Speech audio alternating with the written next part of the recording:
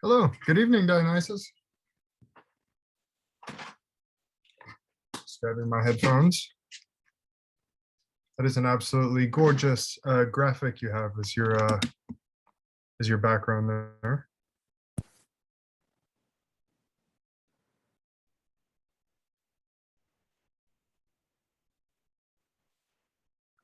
Hi, Amy. Hi, Amy, can you hear me? Yes, I can. Diana, Wonderful. Cool. I'll let Dana in. awesome, thank you. So Dana, and then we're looking for Autumn from Safe. Hi, so it's Autumn, Safe, and Emily are all from Safe. Okay, just to confirm, is that Emily Yisa? Yes. Cool. Admitting her now.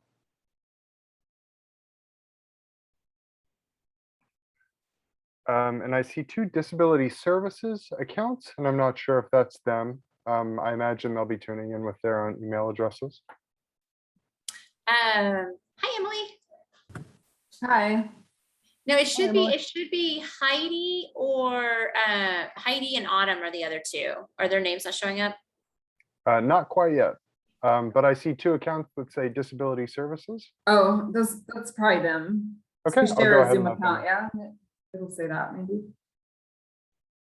Thank you, Emily. I would have not known. Yeah, because we all share the same one. If we're logged into that Zoom, then it shows up as disability services. So Got it. Perfect.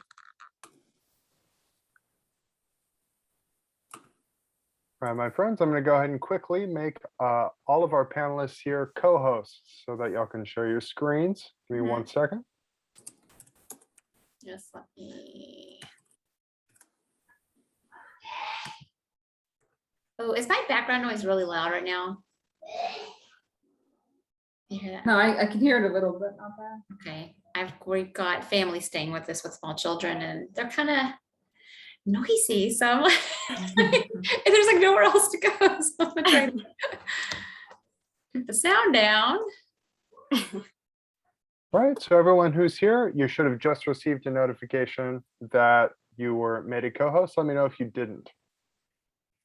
Anybody not? Oh, I don't know if I saw one that I wasn't paying Okay. attention. Sorry, Let but me go back. Let me see Yeah, if but I I just can. looked at myself in the list and it says co-host, so I don't know if it just flashed. oh, let me see.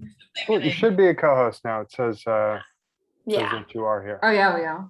Yeah. Okay. Now you can share your screen, and yeah, share your screen when it's time. So. Oh, fantastic. How's everyone doing this evening? Good. How are you? Tired, but I'm okay. Yeah, it's been a long day. I don't know what the deal is with today, but it's been a long day. A lot of stuff coming. It feels like Friday. Yeah, I'm glad it's not just me. No, I totally feel like one of those like small talk people right now, but it really truly feels like it should be Friday. So that's okay. Oh, it's okay, Dionysus. Let's see. Dionysus, can you hear us? Can you type yes if you can hear us, or? I think we lost. Oh, Yeah. we lost They're gone. Dionysus. It's okay. Well, maybe they'll be able to join back in later. Let's see. Participants aren't able to. Oh, was it because he was Dionysus made a co-host or participant? Because I believe I just made them a co-host. I'm not 100% sure though. all right. I just kind of went down the line. So hopefully. All right, let's see who's in the waiting see. room. Maybe we can. Okay. Does anybody have? I added Oh, some. admit. Cool, Dionysus just joined from the waiting room. Okay. We'll see if we're able to get connection again. Hi, Dionysus, I'll go ahead and make you a co-host. Let me know if that gives you the permission to unmute yourself there. It is working now. Awesome. Oh, fantastic. We can hear Yes. you. Nobody clear. Sorry about that. And we did clarify that this recording will be available for people with memberships because I have had a couple people ask about that who have memberships for Autism Society, which is fairly reasonable. It's not a big jump for anybody. hopefully. So this is being recorded, and I did go in and make some adjustments earlier in the document just to kind of add some, try and get some of those questions in that we were fielding based on what was in that, you know, the part where I pasted some of those questions, just trying to make them fit into where the discussion is flowing. But we'll do our best to, you know, we'll do our best to try and address things as it comes up. Truth be told, I am not a,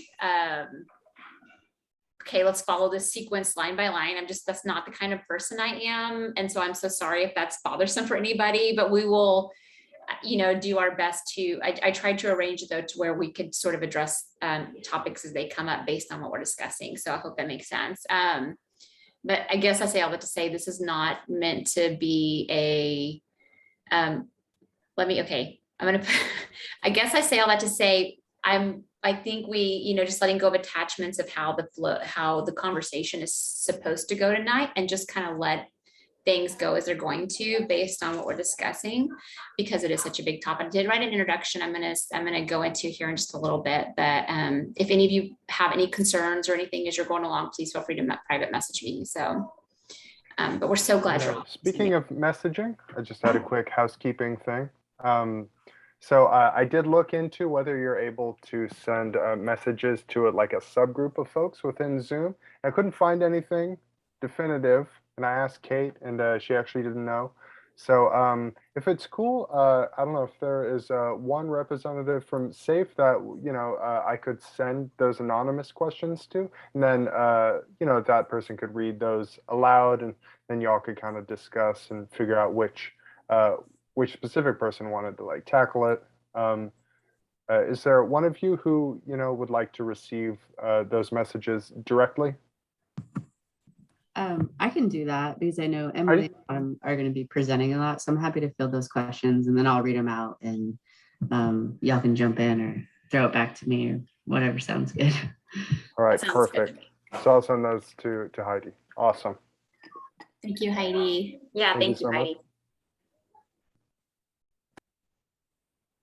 Heidi. Cool. That's all I had. Folks are still trickling in. Oh, and I I'll did give them a couple more minutes there. I did find some recommendations on some apps, and they're in the document. We will kind of see if that comes up. I don't know how much we want to recommend as far as like, oh, here's some things, you know what I'm saying? Because I don't have personal experience with using them outside of just researching them. And so I'm always hesitant, but I have those in there in case it becomes a question for somebody of what to use. So. Wonderful. That resource Stephanie shared with us, Amy, last night I threw in the document we have there. Thank you. Loveisrespect.org, digital boundaries. So that's certainly something we can paste in the chat too somewhere along the way. Yeah, I don't see Stephanie. Oh, let me let her in. You know, Yeah. I should have checked. Kind of need Stephanie on here to. We're getting ready to Oh, get you're started. right. I don't see her in the waiting room there. Tune in. Once we get started, I can go ahead and send her a message.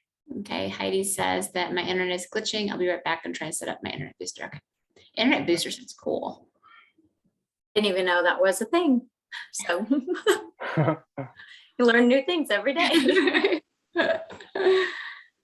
All right. Well, hopefully Stephanie will show up too. Jordan, do we have anybody else from AST on? Kate, is Kate? Stephanie W. There we go. Wilson, that's her. Okay. Admit. Yes, let's get Stephanie on because we kind of need. Hi, Stephanie. Here we are. Hey, Stephanie, can you hear us? Looks like it's taking a moment. Okay, I think we're about to get I hope started. it's not my internet. I don't see, hold on 1 second. Let me just see real quick before we get going here. Oh, wow, yeah. Just as a warning for everybody, we may need to take a few minutes. Surprises always seem to crop up, and sometimes folks have the ability to unmute themselves. So we may need to take a couple seconds to just remind everyone to put their microphone on mute and to kind of talk to anyone who may have filtered in, Mhm. who wasn't aware. So just a heads up there. And Stephanie has co-host abilities. So it looks like she disappeared. Oh, Stephanie, are you there? I'm gonna make her co-host. Yeah, just make host. And we can start admitting people. Okay, are you all ready? Everyone good? Mhm. I'm gonna click the button. Click the magic button.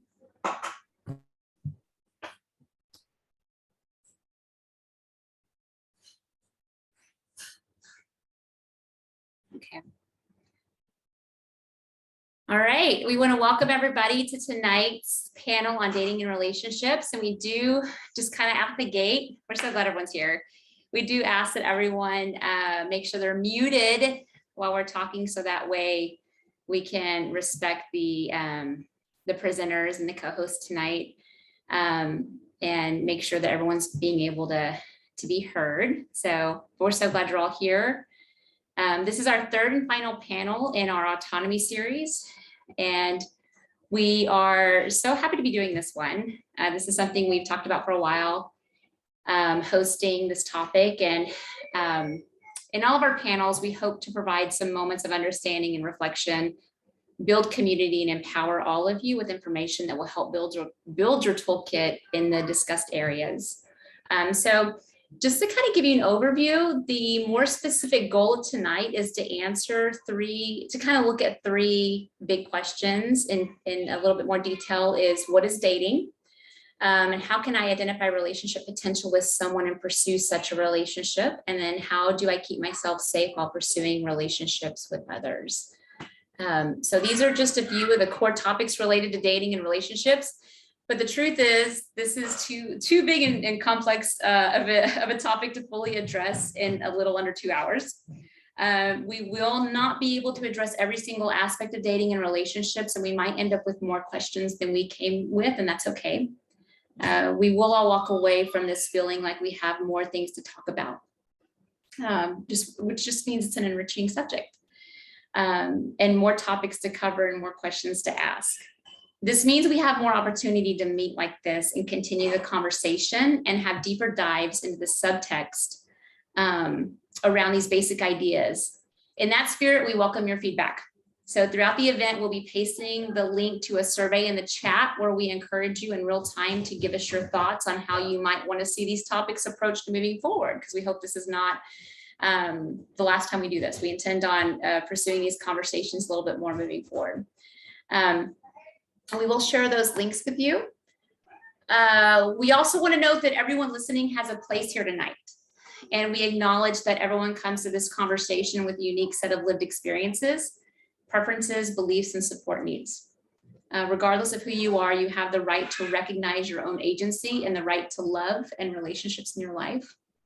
And tonight we want to invite you into the space of trusting yourself with the things we talk about and to acknowledge that you are enough where you are now.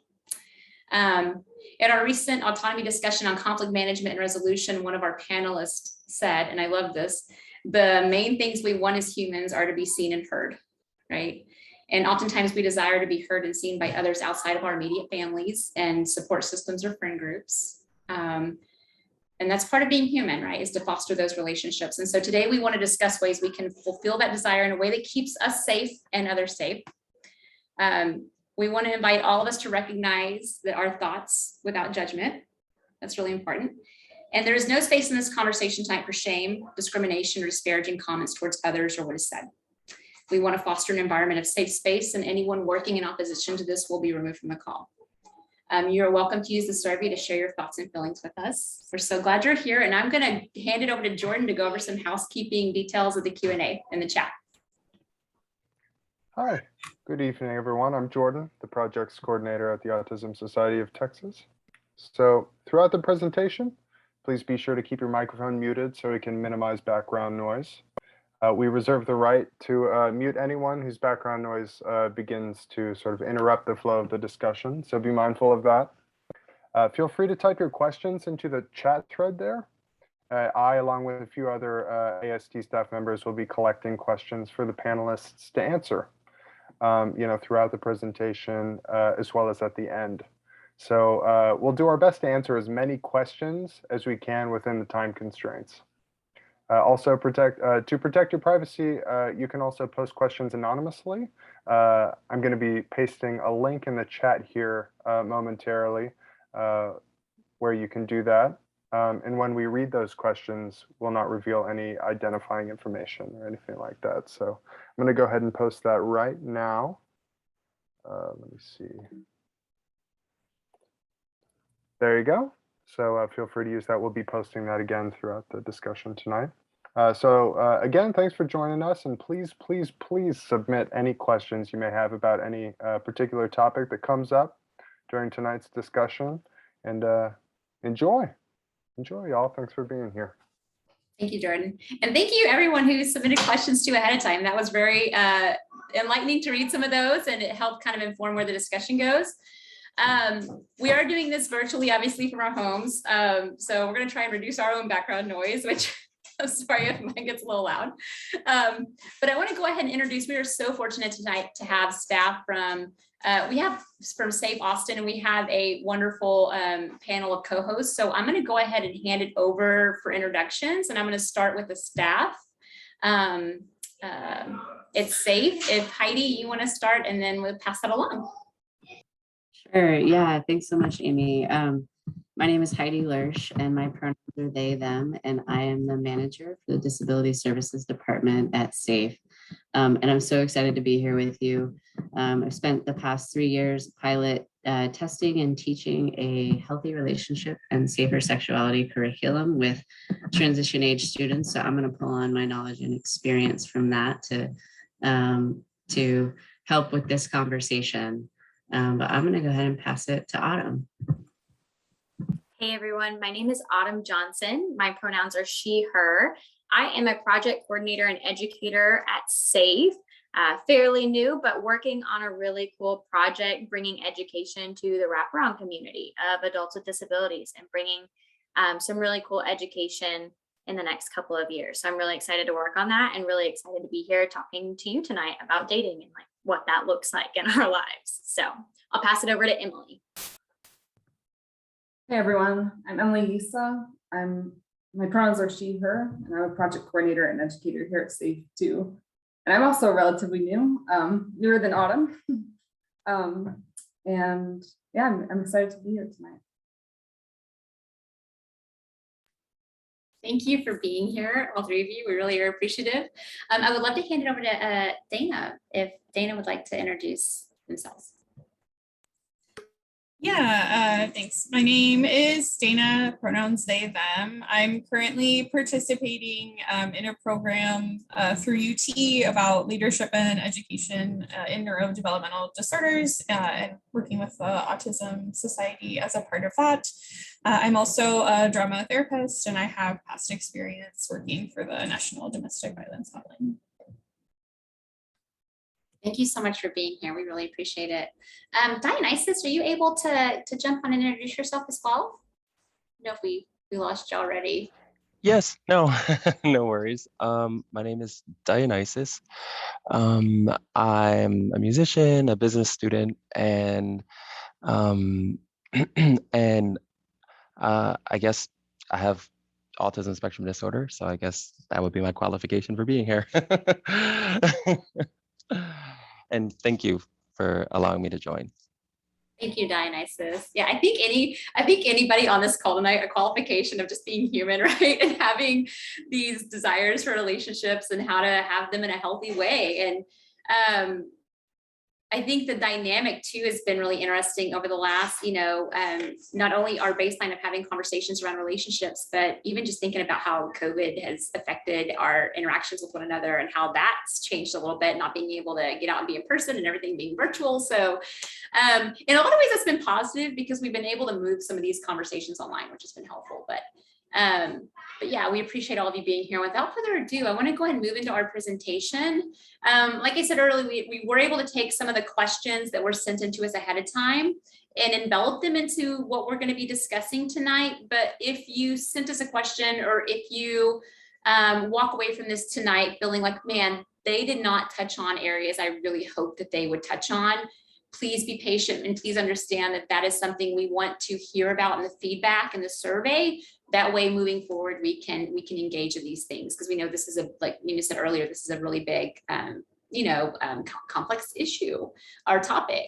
And so we want to honor that. But I'm going to go ahead and hand it to Safe to talk about that first category of what is dating and to kind of dive right in.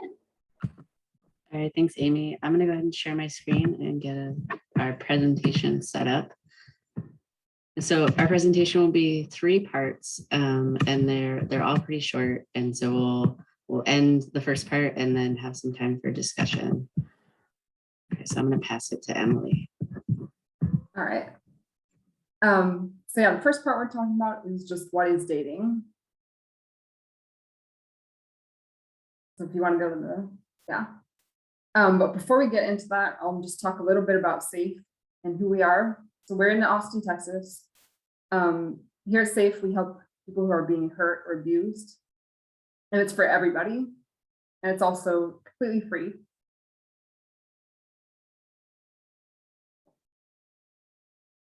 And just a reminder, during this discussion and during this presentation, some of the topics might bring up some big feelings, or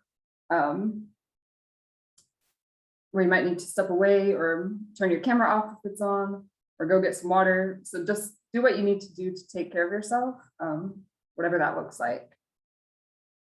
And we'll be here when you're ready to rejoin. All right, so the first question I'm going to throw out to you all is, what is dating? And if you feel up to participating, you can type in the chat, or if you have the ability to unmute and you want to unmute and share that way, you can as well for the next couple of seconds.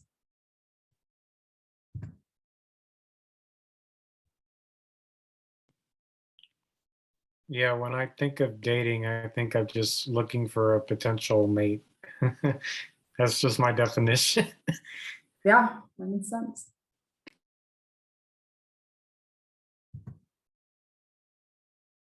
Anyone else? I guess I think of like intentional quality time spent with someone, because I think I even try to think about going on like friend dates and things like that, and like how to like decouple it from romance necessarily. Yeah, that's a good point too. So Heidi, if you want to hit the next one. So yeah, it's kind of a mixture of what you both said. The definition we have in here is that dating is when 2 people do things together to see if they want to be in a romantic relationship. Although, like Dana mentioned, you could go on dates with your friends and stuff like that as well, which is why this topic's a little bit confusing, and we're going to talk more about it as we go on. So yeah. And before we keep going on, I just wanted to say, some of us on this call might be dating someone right now. Some of us might not be dating anyone, and we might want to be dating someone, and maybe we're a little disappointed we're not dating anyone right now, which is normal. All these feelings are normal. And wherever you're at, you're awesome and you're great exactly where you're at. And if you're interested in dating at some point, you'll find someone along the way that will work out. But you're awesome wherever you are right now. So just keep that in mind. All right, so my second question is, what can you do on a date? And what I like to think about, if I'm answering this, is like, first of all, what do I like to do for fun? And that kind of might help me think of some things. So if you all, again, want to type in the chat or unmute and answer, you can.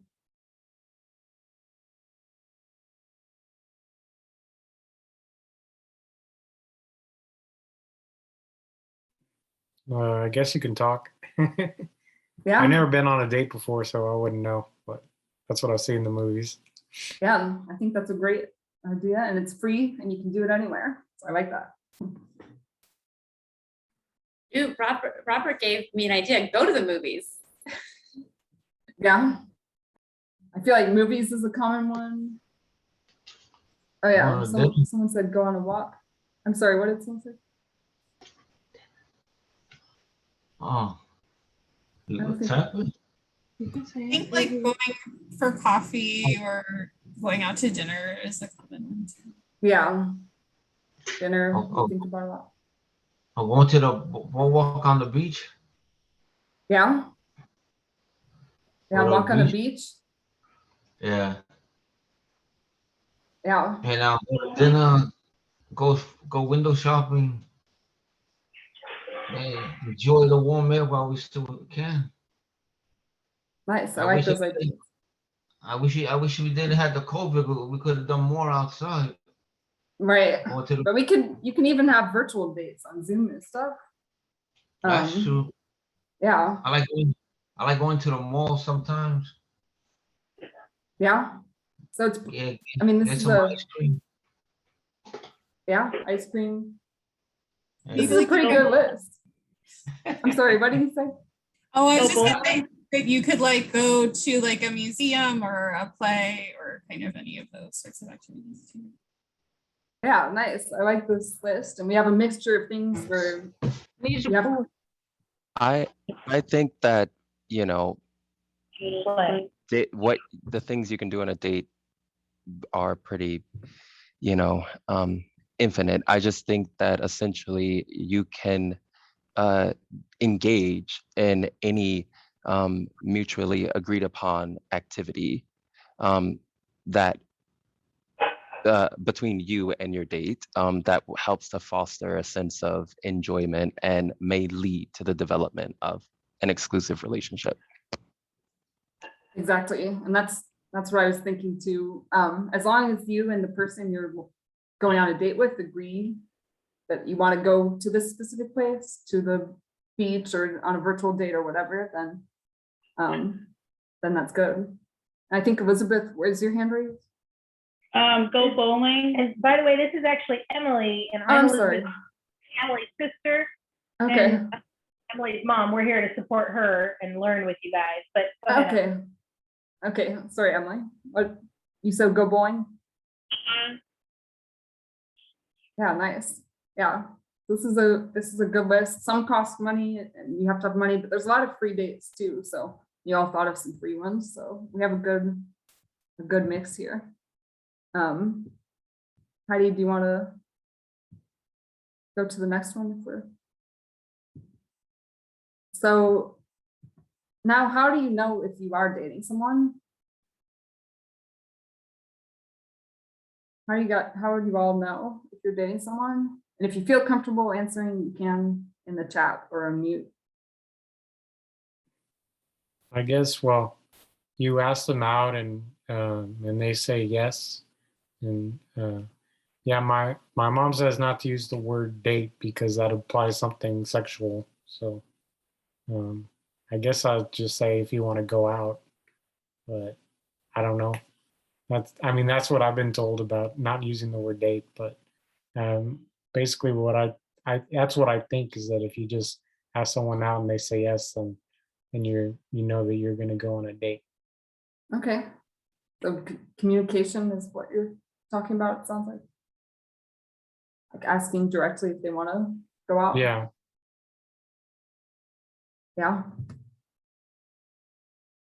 Anyone else?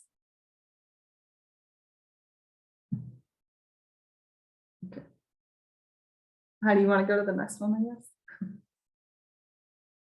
Or I don't know. I can't see if someone said something. I don't know. Someone didn't say anything in the chat.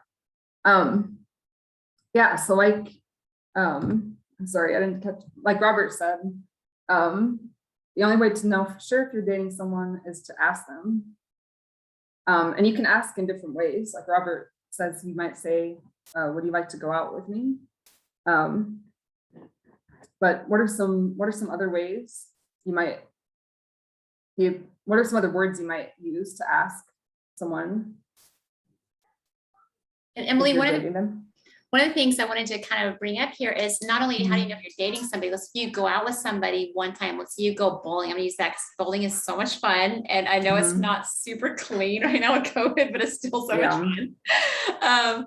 But let's say you go bowling with somebody and like, do you say at that point after like going out one time that do you say you're dating that person? Or, you know, I think this is where the conversation comes in of asking and getting that clarification, because, you know, one date doesn't necessarily, you know, equal a relationship. And so just kind of being clear about that and knowing how to have those conversations in a way where, you know, you're both kind of on the same page.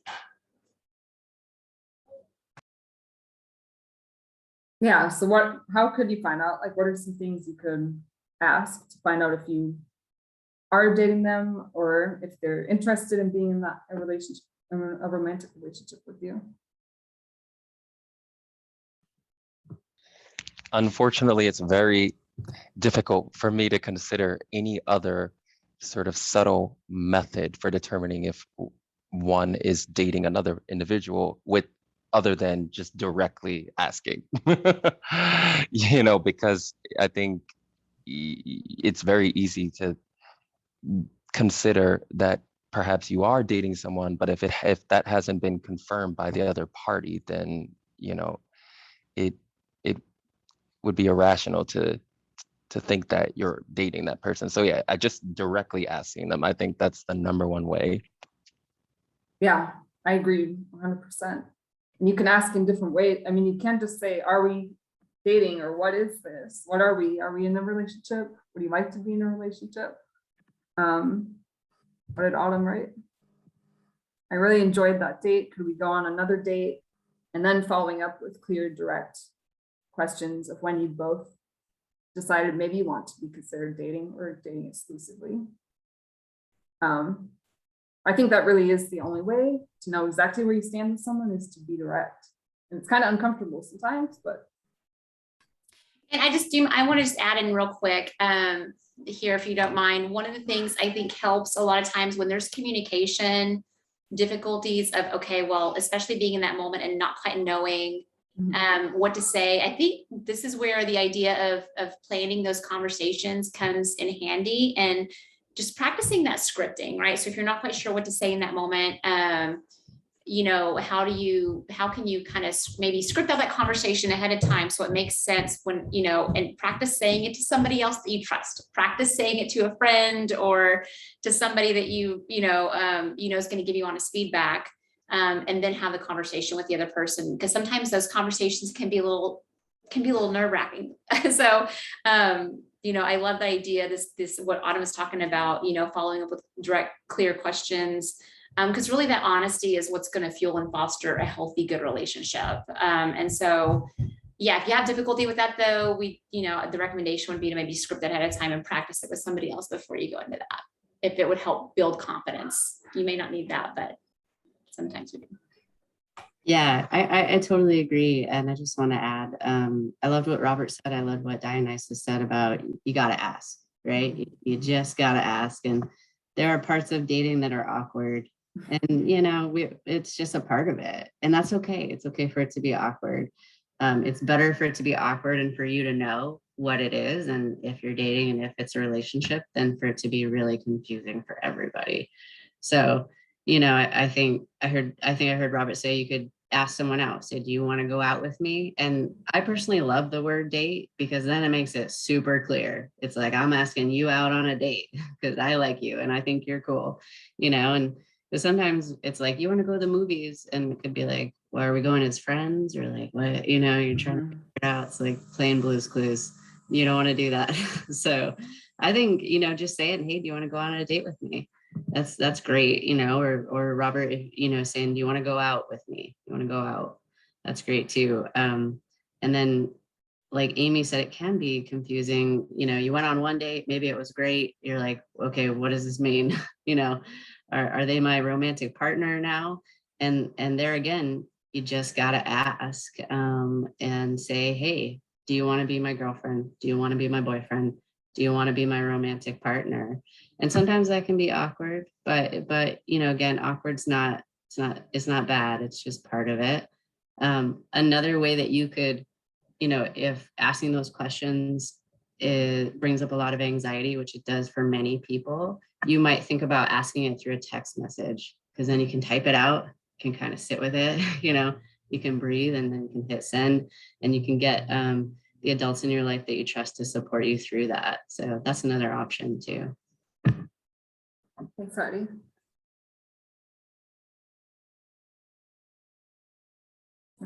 Yeah. I totally forgot to share my screen with sound, y'all, and I want to make sure you can hear the video. So I'm gonna. Yeah, it's a quick video. So here's some examples of how you could ask, what you could say.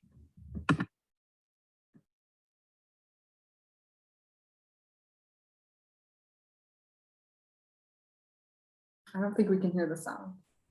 Oh no. Couldn't hear it either, but I was hoping it was just something wrong on my end.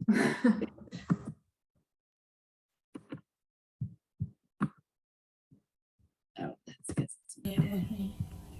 There, yeah. Started over. Yeah. You go out on a date with me.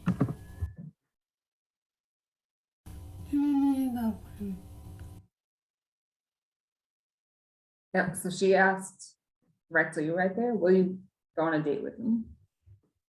Yeah, so that was Sam, and that was Sam practicing asking somebody, will you go on a date with me? Will you be my boyfriend? Mhm. You There we go. And so I'm thinking about dating too, and I think someone mentioned this kind of earlier, but both people give consent. That means both people want to be dating each other or going out on the date. And in order for this to happen, both people need to be thinking clearly. So that means they're not drunk or under the influence of drugs. They're not asleep, so they're fully awake, they're able to think clearly. And then if they're thinking clearly, then they're able to say yes to the date. And both people would have to say yes. Neither person should feel pressure to go out on a date. So if you say no, they shouldn't keep pressuring you, or you shouldn't keep pressuring them. And then ongoing check-ins. So just because you go out with someone once or twice, go out on a couple of dates with them, maybe they might change their mind, you might change their mind, and that's okay. But just frequent check-ins to see how they're feeling about the relationship, and how you're feeling as well.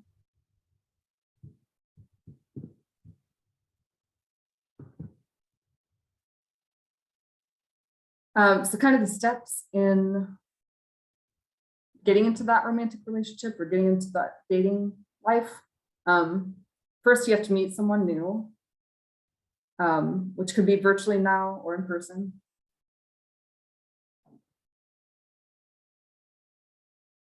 And then some weeks or months go by, and if you like talking to them and stuff, maybe start hanging out as friends and keep talking and doing some things together, getting to know each other. And then maybe you kind of become interested in pursuing a romantic relationship with them. And so maybe you start to flirt to show those romantic or sexual feelings. And you could do that through compliments.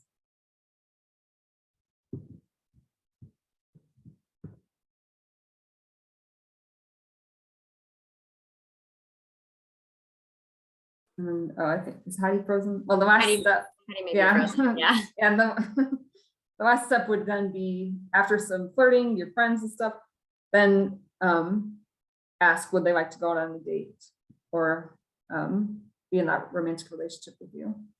And yeah, so at each step along the way, both of you should feel good and give consent. And if you ever don't feel good, or if they ever don't feel good, it's okay to change your mind and to communicate that to them and back out. That's okay too. And it happens sometimes. So I know that was fast, but that was a little bit about what is dating. Well, I wanted to kind of bring up something here as well, if it's okay to, Oh, yes. because I think one of the things that we have difficulty with is oftentimes getting into these situations where we like somebody and either wanting to rush the process, right? or getting into a situation where we really like each other, we kind of start dating, and then, well, this isn't working. How do I back out of this? How do I say no to this? And also, like, you know, how can, if I'm the person being rejected, how can I be okay with this person changing their mind? Because maybe in my mind, I've already decided, oh, well, this is my girlfriend or boyfriend. And I think our, you know, sometimes our society does put a lot of weight and emphasis on romantic relationships, right? And so it becomes sort of an identity a little bit once you get into it. So maybe we can just have a little bit of a discussion around how to gracefully get out of those situations and be okay with somebody saying, you know, I don't think this is working out. Like, again, we go back for the scripting conversation of, it's almost like quitting a job. It's almost like quitting a job a little bit. It's like, you know, I think it's time for me to go. You know, I'm going to give you 2 weeks. I'm kidding. No, but like just being able to say this isn't working out.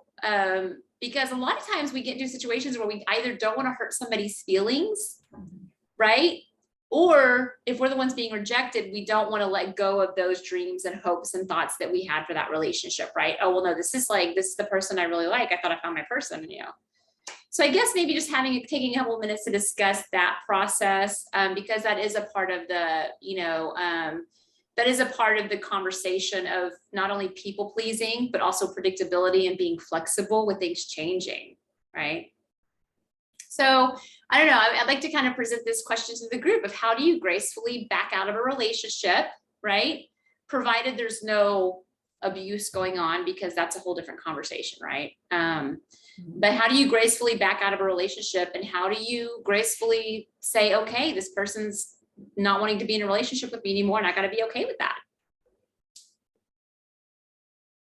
Does anybody want to, anyone? Oh, Robert, do you have your hand raised?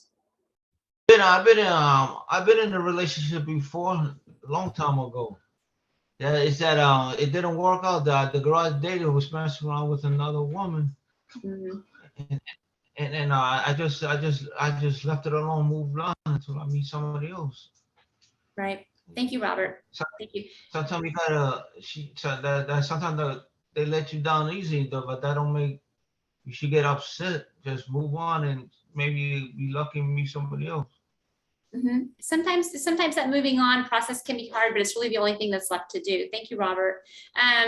Do any of our panelists want to maybe address the issue of walking away from a relationship and being okay with our strategies, things that we can do to help if we're the ones being rejected, right? To help kind of move forward, like Robert was talking about.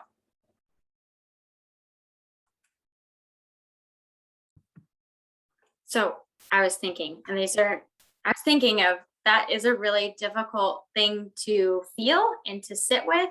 And I really like the idea of, okay, if we're going through a relationship and we're not wanting to be in it anymore, remembering about maybe, you know, how we got there in the first place, like we're talking about, that really open and honest communication and letting people know how we're feeling can be really helpful.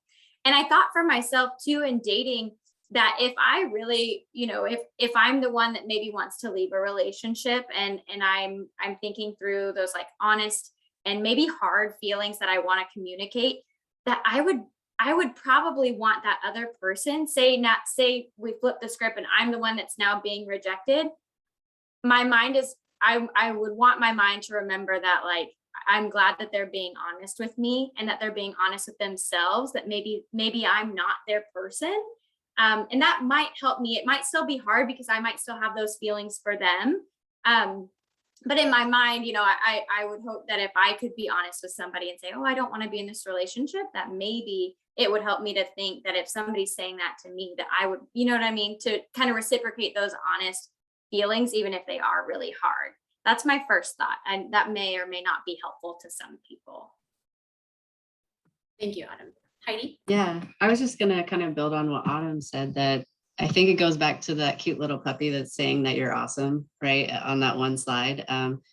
Y'all are, you know, everyone on this call is an amazing person, and you want to find somebody who knows how amazing you are, and who feels that way about you and wants to be with you. And you know, if someone's feelings change and they don't feel that way about you anymore, although it can be really, really hard because you're like, oh man, like I thought this was it.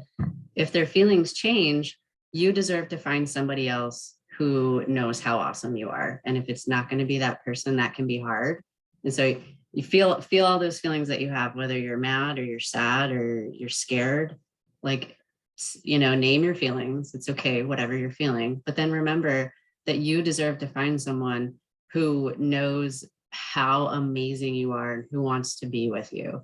So it's kind of just like remembering, wait, I want to find somebody who is just as excited about me as I am about them, you know? And so I think it's just kind of feeling your feelings and then remembering that you deserve to be with somebody who just knows how great you are. And then just kind of leaning on the adults in your life that you trust, you know, to get that support.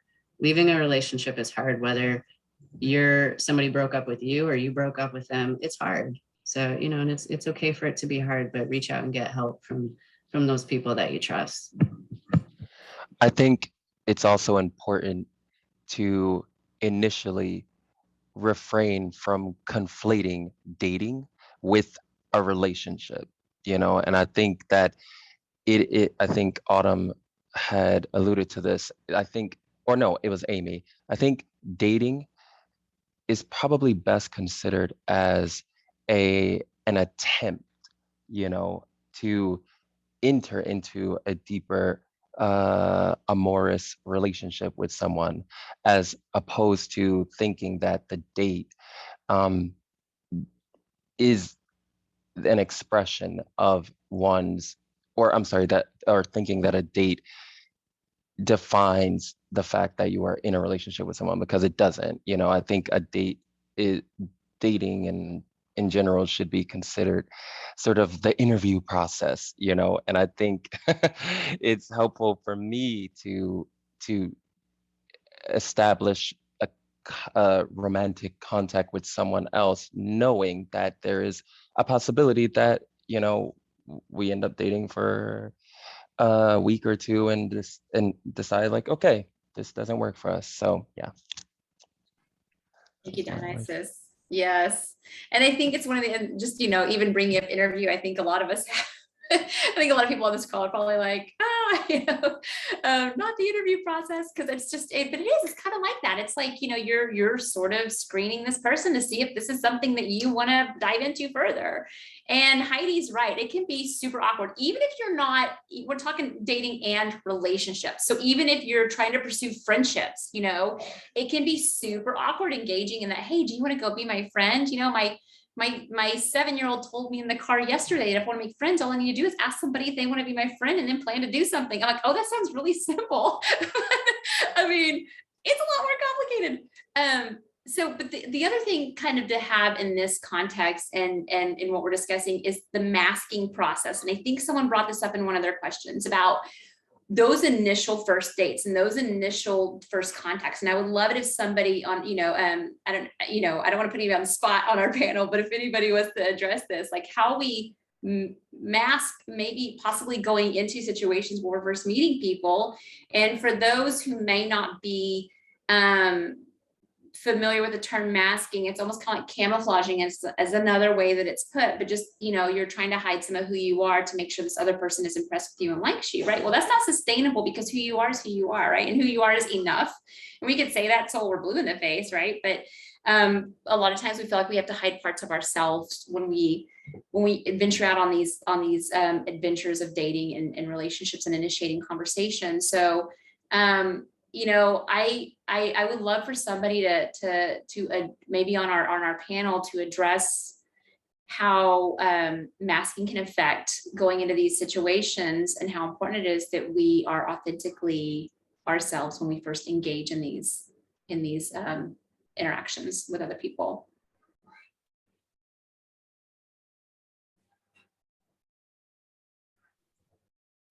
I feel like it's a really complex topic, and I think everybody has to like find their own way to engage with it. But I think the more you have a group of people that like you already have relationships with, like whether that's your family, whether that's like friends, like whoever's already in your support system, the more you can feel comfortable being authentic around them. I think because you already have trust built up, then it's easier to think about being that way with like somebody new that you're just meeting.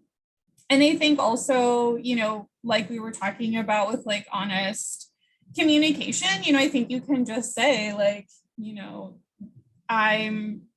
there are these, you know, things that I might do. And, you know, you can kind of explain to someone like what masking is or like how autism affects you. And I do think there are extra layers of complexity because I think autistic people tend to like experience more social rejection or like social anxiety. And so then with dating, it can feel like the stakes are even higher. But like Heidi was saying, you like deserve somebody that wants to be with you the way you are. And so I think like if you notice that you are masking around someone, you know, just thinking about like what would it take to feel like you could like say that to them and say like, you know, I noticed this thing, like I want to try to be more authentic, you know, and just like be able to have a conversation about how that feels.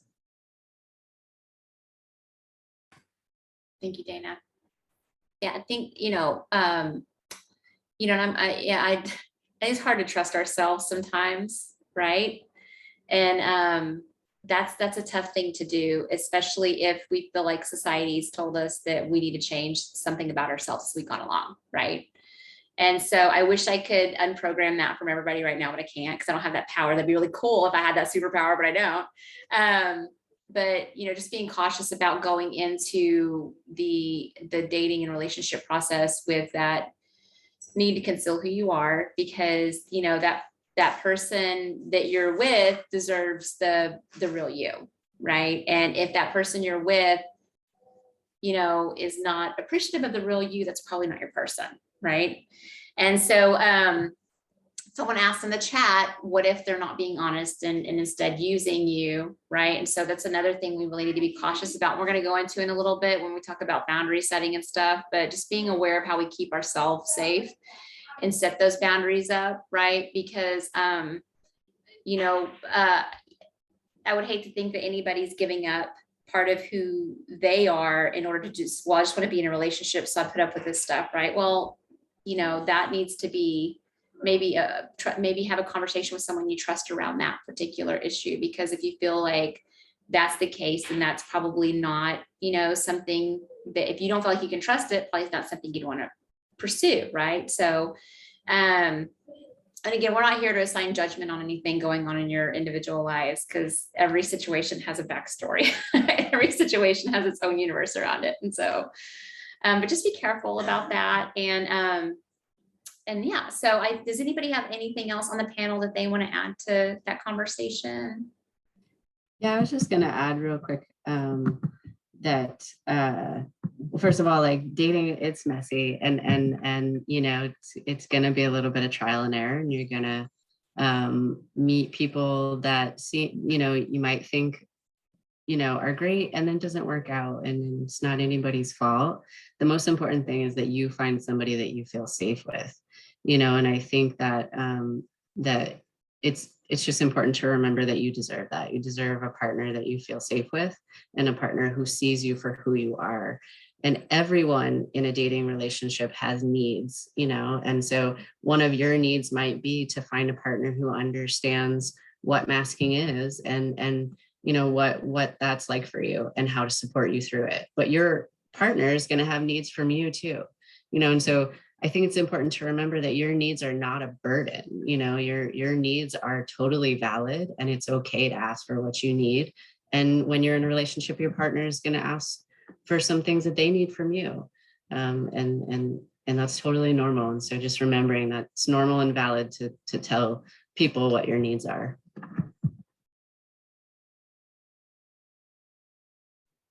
Absolutely. Thank you. I want to give, are we still doing snaps for things that we agree with? Is that still a thing? I don't know. Speaking of awkward. Okay. Oh, sorry. I think I saw Robert's hand up. Oh, so yeah. I just wanted to make sure I didn't. Yeah. Yeah, isn't it better to be friends first before you start a serious relationship? To understand understand your partner. And she they don't get if they don't get too jealous. You first meet. It's better to get to know each other first before you move on to the next step.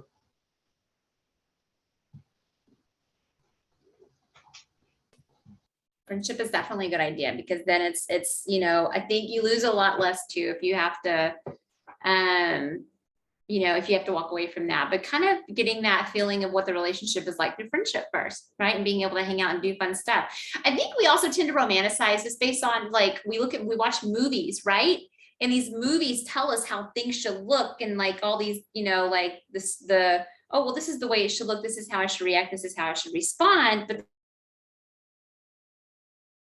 that's not really reflective of real life. And so I think too, a lot of times, if you're watching a movie and you take your scripting from a cue from a movie, oh, well, they're doing that in the movie, so I must, you know, this must be how I should do it. Like, not necessarily, right? So that's, again, it's good to have people you trust around you. And I think this kind of goes to our next question that I would like to see addressed with the panel is, oh, Dionysus, before I move on, Dionysus has a hand up. So I will mute my microphone and let Dionysus.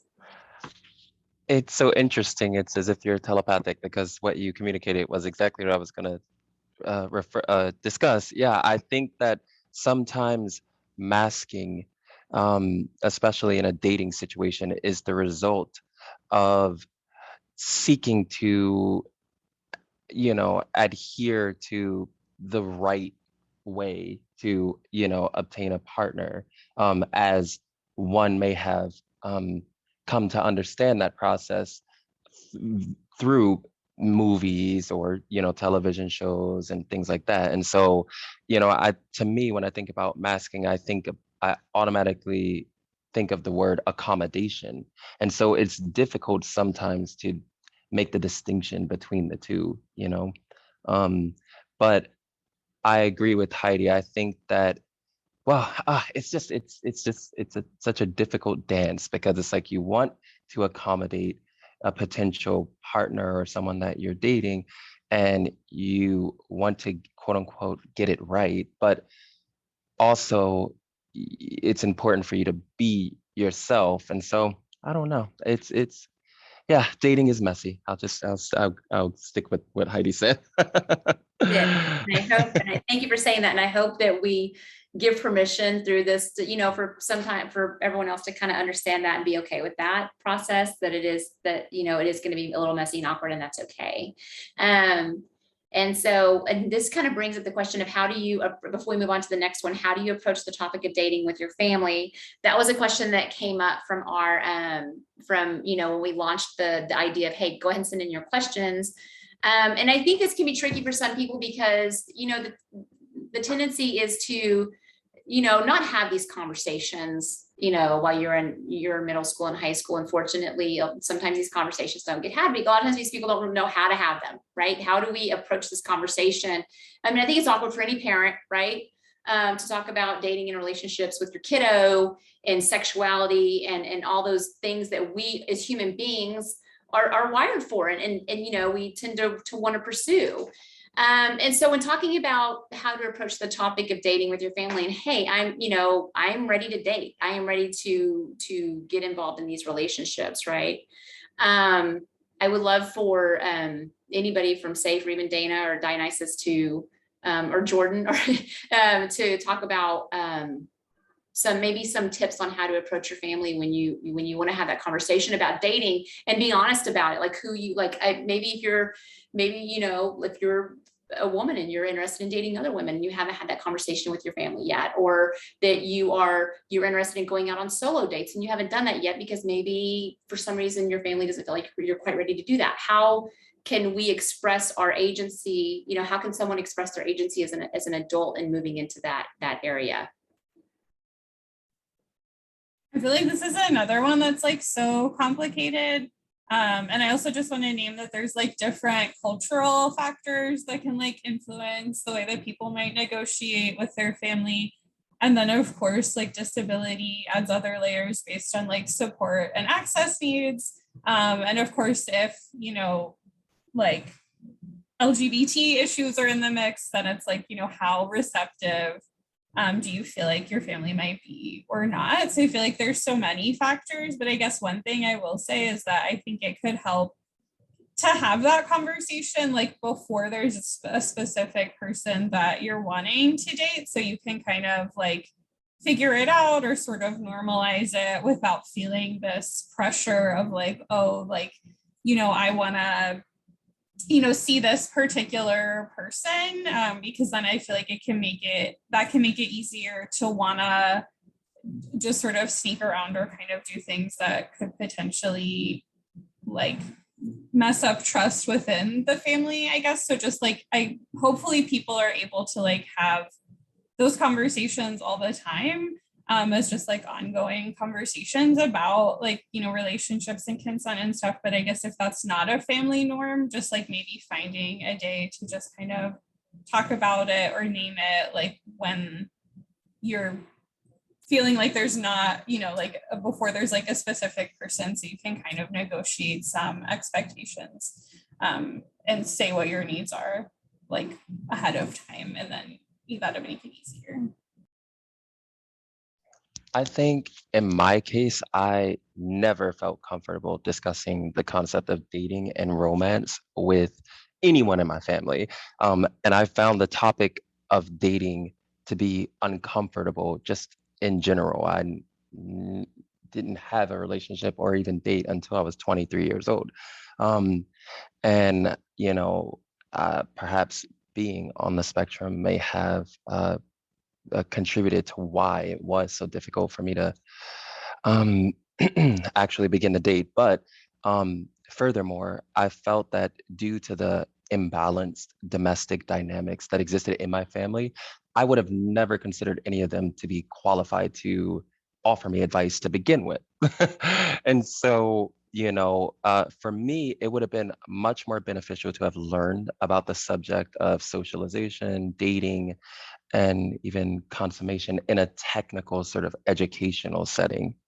And so, but I think it's important also to consider whether, you know, well, as you indicated, Dana, I think family norms are are important to consider.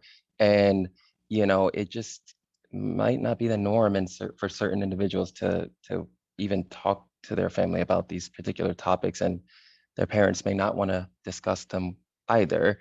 And so I think, yeah, maybe first I would suggest considering what it is you need from your family, you know, if you need their assistance at all when it comes to learning about dating.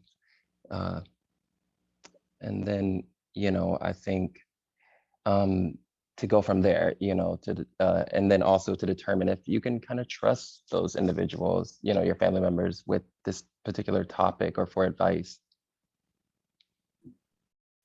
Thank you so much, Dionysus. Those were both Dana and Dionysus are really, you know, we really appreciate that input, because that is a complicated topic, right?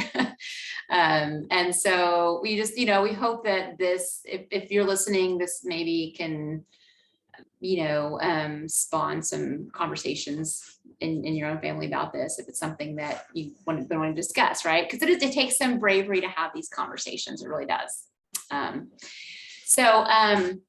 Okay, so let's moving to, there's a second part of the second part of this presentation is on dating and boundaries, because we had something that we wanted to, one of the questions we had in preparing and leading up to this was kind of how do you read signals and what do they even mean, and like the approaching people and just kind of that initial, how do I know if someone's sending me a signal or not, right? But let's do dating and boundaries, and then we can maybe weave in that discussion about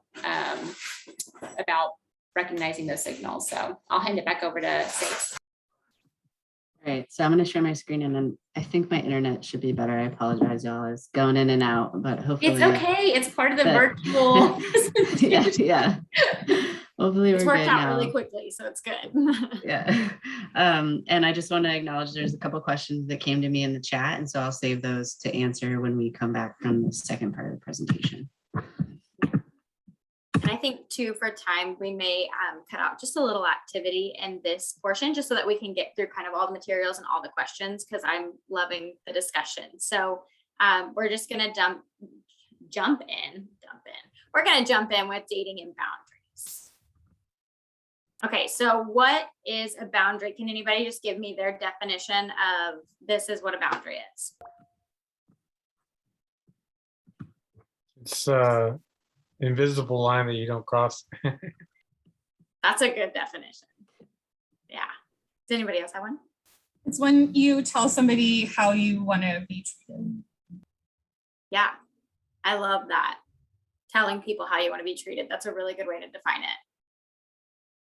So a boundary is something that it tells you what you are okay with and what you're not okay with. And so if somebody does something that you're not okay with, that means that they've crossed your like. You want to hit the next one? I think there's two little images that'll pop up. Then we'll move on to the next slide. Yeah. So when somebody crosses your boundary, some strong feelings are probably going to come up. And those feelings could look like feeling grossed out, feeling hurt, feeling sad, mad, really angry, maybe scared, or just feeling weird in general. And it's really important to listen to those feelings and to trust those feelings as well, because you know yourself better than anyone else. And so I kind of want to talk through maybe just what are some things that cross your boundaries when you're dating. And we're going to create a list kind of like we did with Emily's. But yeah, what are your boundaries when you're dating? What are some things that you're cool with or maybe not cool with? I don't know if we have any Schitt's Creek fans here, but you'll see in the little GIF, Alexis is like, ew. And so that's what I think of when I think of boundaries being crossed. It's something that makes you like have a feeling where you're like, I don't like that, you know? Yeah.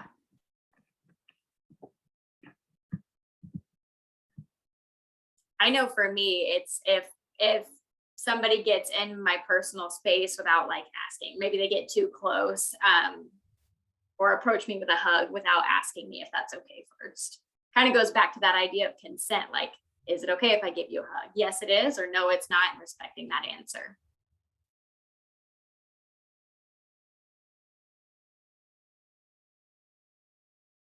Does anyone else have any other ideas or things that they feel comfortable sharing?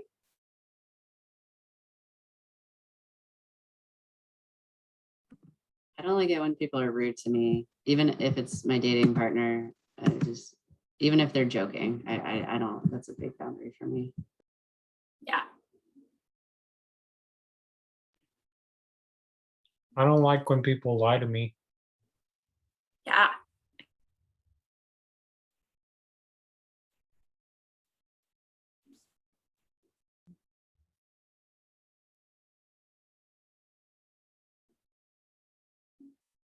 Give a couple more seconds in case anybody wants to share.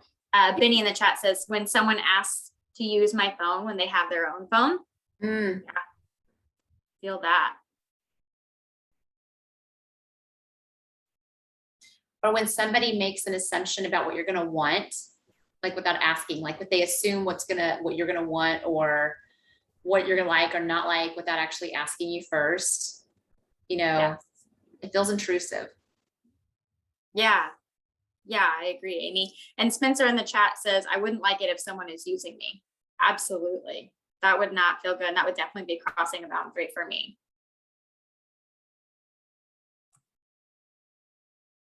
I guess any form of pressure you do. Pressure, yeah. I don't like it when someone says they're going to do something and then they don't. That's hard, when it's like make plans and then they cancel all the time. Yeah. Yeah, that's a big boundary too. Benny says, when someone interrogates me like the Spanish Inquisition. I hear that. Yeah, it can be hard too if you're just getting thrown a bunch of questions. That might be a boundary. It might not be something that you're really comfortable with or something that you don't like. Yeah. Or I think also when somebody like they always want to decide everything, like where you go or what you're doing, and they like don't ask for your input. Yeah. Yeah, definitely seems one-sided when they do that, right? It doesn't seem very fair. It feels like somebody's the boss. Not cool. I love that list. I think that's a really good list of boundaries that we've got listed out. I just wanted to open the conversation of boundaries. We have another activity, but I think that one really listed out some concrete things and got us thinking about boundaries. So Amy, I'm happy to move into that second round of questions or discussion part of boundaries. No, I think this is an important conversation because one of the things that I think would be really good for a takeaway from this tonight is just to be able to say, what are my boundaries? Maybe I should list those. Maybe I should have a list so I'm prepared when I date what you know, kind of what's going to be like, no, that's not going to work for me, right? Because again, we don't want people to settle for things that are going to make them uncomfortable, right? So maybe I love the idea of having a list. Yeah. I think another thing to, oh, I'm sorry. I was just gonna say, I think one other thing to do to help practice knowing what your boundaries are is just listening to your feelings. And sometimes that's just like naming your feelings. Like, I feel sad right now. I'm not really sure why, but I feel sad, and getting in the habit of really, really trusting your feelings and listening to your feelings. Because y'all, your feelings will tell you. And if you're in touch with them, then you can start to recognize, oh, that's a boundary. That's why I'm having these feelings.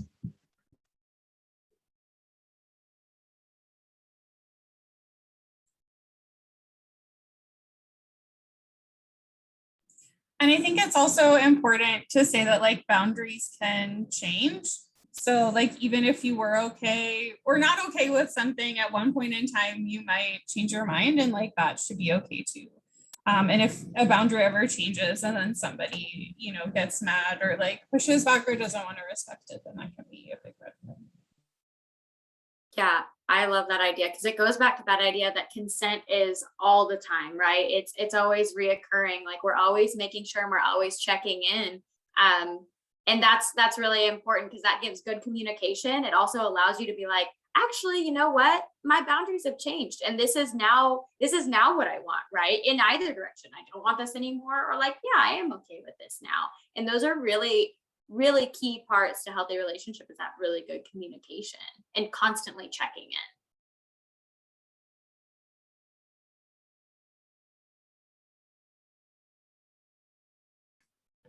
Hey, Autumn, I have a question about I don't know if the presentation is going to go into this, but what about texting and communication and boundaries, right? Because it's a whole new world. I'm kidding. It's really not. We've been doing this for a while, but it's Yeah. It feels like a new world. That's a huge thing, right? Talking about texting all the time and kind of like what your boundaries are online is really important. So I want to get the group's thoughts about texting all the time. And we kind of play this game sometimes of like, is this cool or is this like not cool in our relationships? Do we feel like it's cool to text all the time? Yeah, it's like a not cool for me, right? Because if I'm texting all the time, that means that the rest of my life is kind of on pause. It means that I'm not probably hanging out with my friends or family. It means I'm probably not either going to school or doing my job or having taking care of my responsibilities. It means I'm probably not doing all the things I enjoy doing. And so texting all the time can be a no, or can be not cool, or a boundary, right, that you want to keep. And it's about like how you communicate, right? How much you want to communicate. Do you want to talk to this person? That's great. But also respecting too, like maybe that person doesn't always want to be on their phone texting all the time, right? And so it kind of goes both ways, depending on if you're the person that wants to talk all the time or this person is wanting to talk to you all the time. And being really clear about that is important. I love this idea that we kind of go back to being clear is being really kind, right? Clear is really good for our conversations and really making sure that we're telling people what we need in our communication, right? I'm cool with maybe talking during these times, but after this, I'm hanging out with my family, or hey, I'm doing this. And being really clear that maybe that's not the time for conversation. That's my thought. I'm going to hand it over to any other panelists that want to jump in on that conversation. And I think there can be pressure, like whether it's like literal texting or like instant messaging or whatever, to just be available all the time. And so I think, yeah, just like just because somebody texts you doesn't mean you have to respond immediately if you're in the middle of something. And if you notice, that somebody is like constantly texting you at times that are inconvenient for you, you could just say like, hey, I may, if I don't get back to you for like, until the next day or 5 or 6 hours or something, it doesn't mean I'm ignoring you and stuff like that. Cause I think it can be hard for people if they just don't know what's up. Like there can be anxiety on either end. So yeah, just like being able to have a conversation about like, oh, I don't check my phone when I'm at work, or, I go to bed at this time, or kind of whatever, just so people know what to expect. And that goes back to those honest conversations we were talking about earlier about communicate what you like. I really, because even when businesses reach out to you, they're like, what hours would you like for to be contacted, in the morning or in the evening? What days could be, and I think just kind of setting those expectations of being real clear, because the ambiguity, things that aren't clear are a lot of times what really get us, right? So just having that that expectation be really laid out. I know I do not have autism. I do have ADHD. And oftentimes people will text me and I will forget to respond because I'll see it and I'll go, oh, I need to respond to that. But it doesn't and so a week later, the person's like, oh, did I offend you? Or was it because I was like, oh, no, I just forgot to respond. Right. And it happened. I think it happens more times than we realize. And so just kind of, and I'm sorry if that's happened to anybody on this call, and I will tell that person, maybe it's okay to nudge me a couple of days after if you don't hear back from me, right? Because I have to remember to communicate that to people. And I think sometimes having that good, just open communication of, well, this isn't the best time for me to talk either because I'm at work during this time and my phone is off, or I go to bed at 9 o'clock at night. I don't want to be bothered after that. So don't text me after that, right? And if somebody continually pushes you and is like, oh, well, I need you to respond to me immediately, that's a red flag, right? And that may be something that SAFE wants to address, of those behaviors that you may see that you're like, ooh, that's kind of controlling and I don't want to be in that relationship, right? And so, you may have been in a situation in your life where you've had some really supportive, amazing people helping make decisions for you up to this point. That doesn't mean somebody else gets to come in and control what you do, right? So we have to differentiate between, the people that are caring and nurturing our lives and the ones that want to, come in and control us. So with that, maybe I'll hand that conversation over to SAFE a little bit to address that too.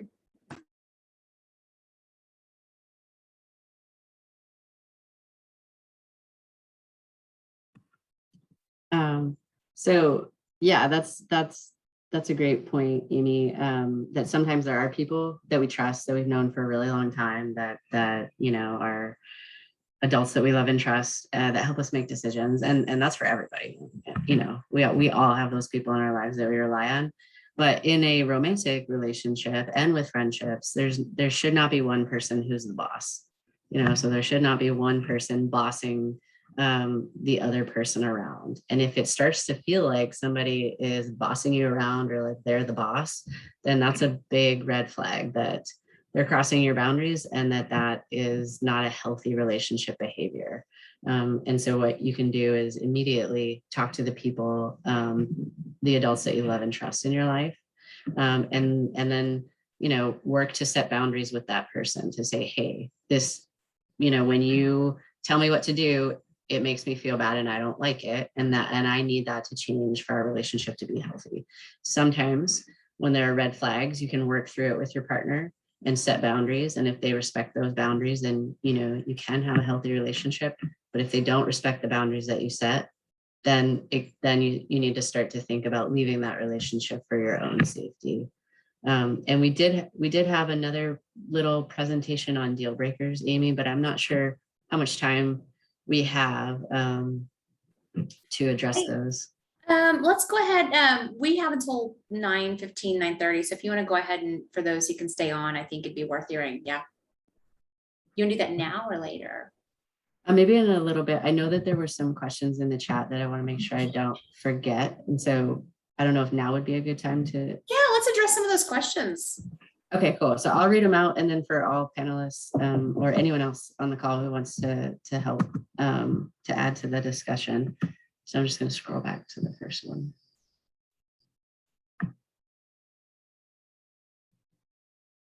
Okay, so the first question is, if I think it would be safer for myself and other people for me to be alone, what else can I do to fill the void I feel when I'm not with someone? That's a great question. If you're just like, hey, dating's not for me for whatever reason, but you still, have that want to connect with people, what can you do? So I'm gonna throw that out to everyone.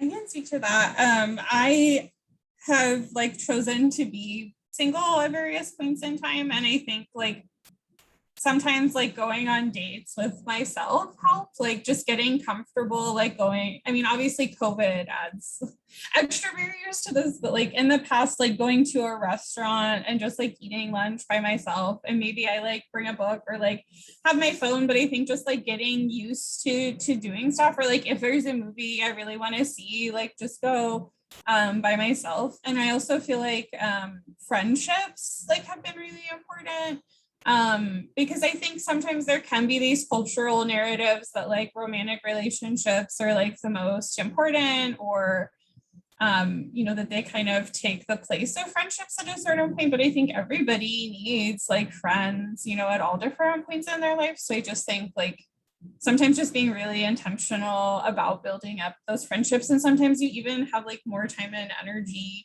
to focus on that, when you're not dating somebody. And I think there's like so many opportunities for like virtual meetups and things like that. So I think there are like ways to meet people, or like if you have any hobbies, just finding a group of people that, whether that's going on a hike or playing D&D or kind of whatever it is, just finding people that have like similar interests and just getting to know yourself and like what you like, and just kind of exploring what's fun for you.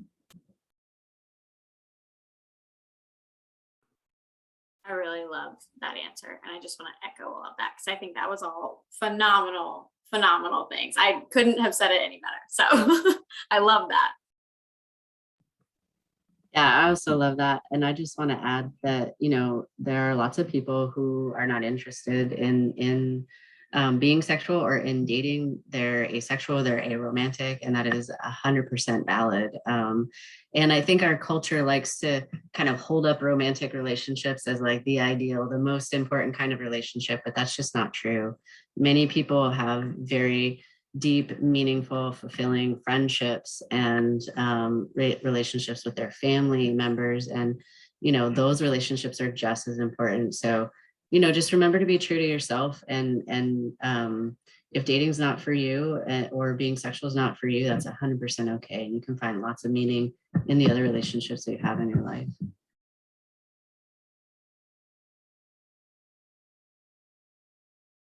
I agree. I think, in my case, I didn't really have a desire to have a relationship with anyone at all. And I think it's important for people to know that they don't have to conform to sort of societal expectations or assumptions that we need to be in romantic relationships with others. Sometimes it is important to focus on your sense of purpose and what you think is important in your life. And I think that's what really helped me, was to just focus on my purpose, my mission in life. So that might be a way to help ameliorate those feelings of loneliness. Love the word. That's awesome. It's great. Thank you all for sharing and helping answer that question, because it is a big one. And it's one of those ones I'm glad somebody asked, right? Because it's one of those, a lot of times you find yourself in a room and you're like, well, I don't want to be the only one to ask this question, but you find when you ask it, you realize, oh, there's other people that wanted to ask this but didn't, right? And so yeah, thank you guys for answering that. There was another one I wanted to address in the chat too, that says, if you've been friends with somebody for a while but suspect they have other intentions towards you, but you don't want to go there ever with them, when's a good time to let them know? ASAP, or just keep waiting until they bring it up?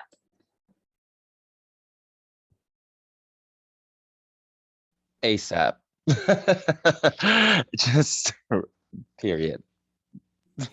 Yeah, that's kind of my sense too. I mean, I think anything that's like prescriptive, like everybody's different. But yeah, I think for me, I would say, because I think if I didn't say anything, then I would just keep feeling like more and more uncomfortable.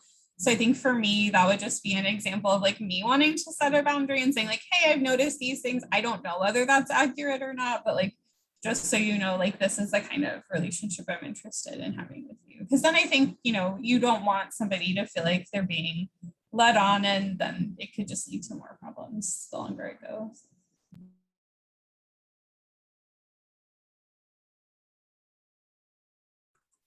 Yeah, I would agree with ASAP as well. Just going back to that idea of like being clear is being kind to yourself and to others. Like you having that really clear boundary or having that conversation of like, hey, I'm kind of feeling maybe you might feel this way. And I just really want to let you know that this is where I'm at in our friendship or in our relationship, whatever that might look like. That can be really helpful for both people, giving you that sense of clarity and giving you those answers that you need, but also giving that other person the chance to be like, oh, actually, maybe this is how I'm feeling, maybe this is how they're actually feeling about that relationship. And so it can give people the answers that might be really confusing to to try to figure out in any relationship, friendship, romantic, and even in family relationships too. It's just easier to be really clear.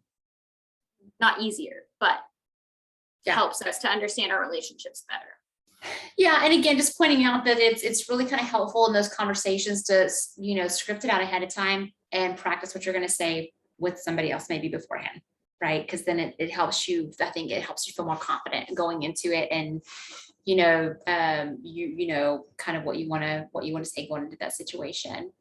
I do want to. There is a question in the chat that I want to address because we do need to move on. But there's two things actually that I want to address. One of them is, what if somebody, and this isn't in the chat, this was a question that was sent ahead of time.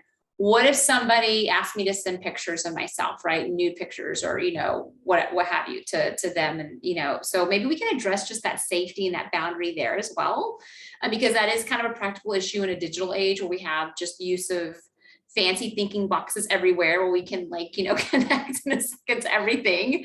And then also, a question about, being used due to a disability, right? How do I understand if I'm being used due to my disability? So let's do those two before we move on. Is that okay with everybody? Okay, so let's address the question about, what if somebody asked me to send pictures?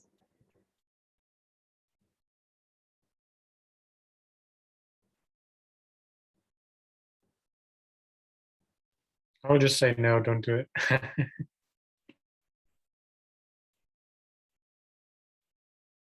I think it can depend on what type of relationship it is. Is this just on a dating site? Is this someone that you've met? Is this someone you are dating? How long have you known them?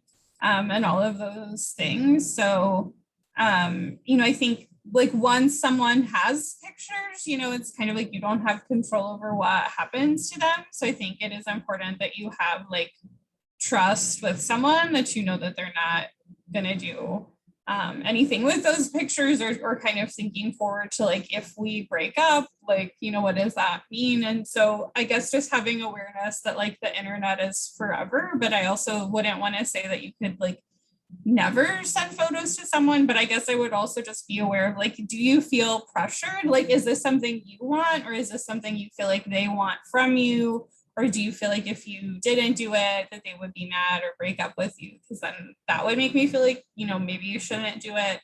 But yeah, I think it's just once someone has photos, then they can kind of do whatever with them. So just being aware of that and just thinking about how well do you know this person and how much do you trust them?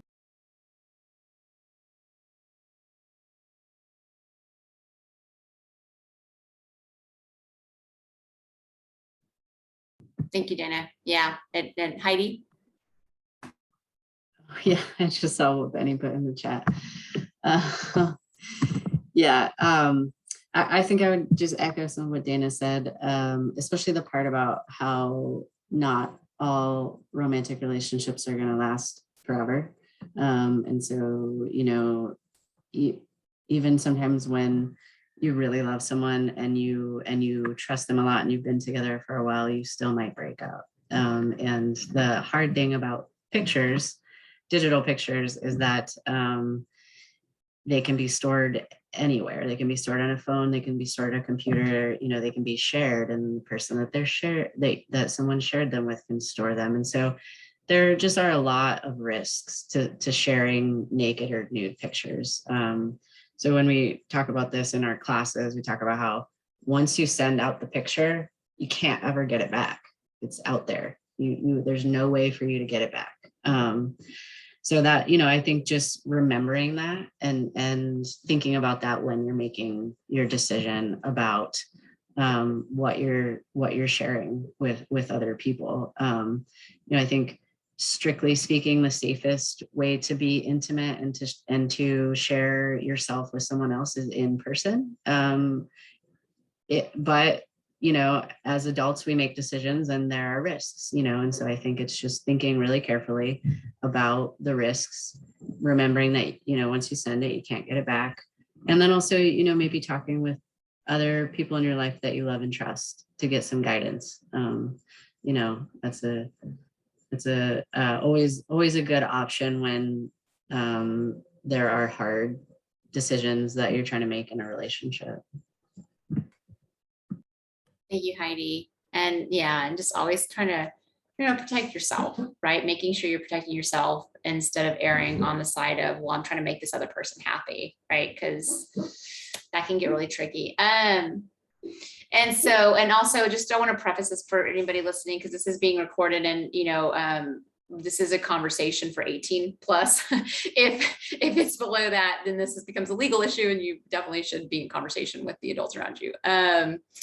But the question too, before we move on, I wanted to look at is how to understand if I'm being used due to my disability. I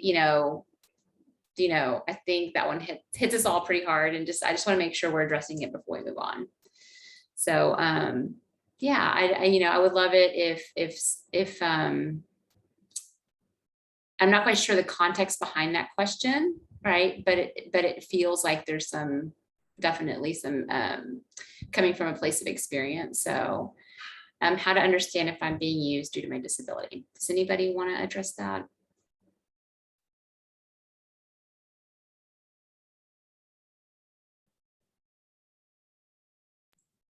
I mean, I think what comes up for me is just what Heidi was saying before about really trusting your emotions and your feelings. So just if you feel uncomfortable or gross, or you just feel like there's like something that's like not right, or like you get kind of a creepy vibe from someone, just really, really listening to that, even if there are also things that you like about them. And I guess if you feel like someone is like overly focused on your disability in a way that feels off. I mean, I think there's a difference between someone just like wanting to understand you and like understand how they can support you versus it feeling like that's all they ever want to talk about, or like if someone is trying to be like really paternalistic and sort of take over tasks that you can do yourself. You know, I mean, I guess like those would be some of the things that I would think of that would like feel like red flags for me.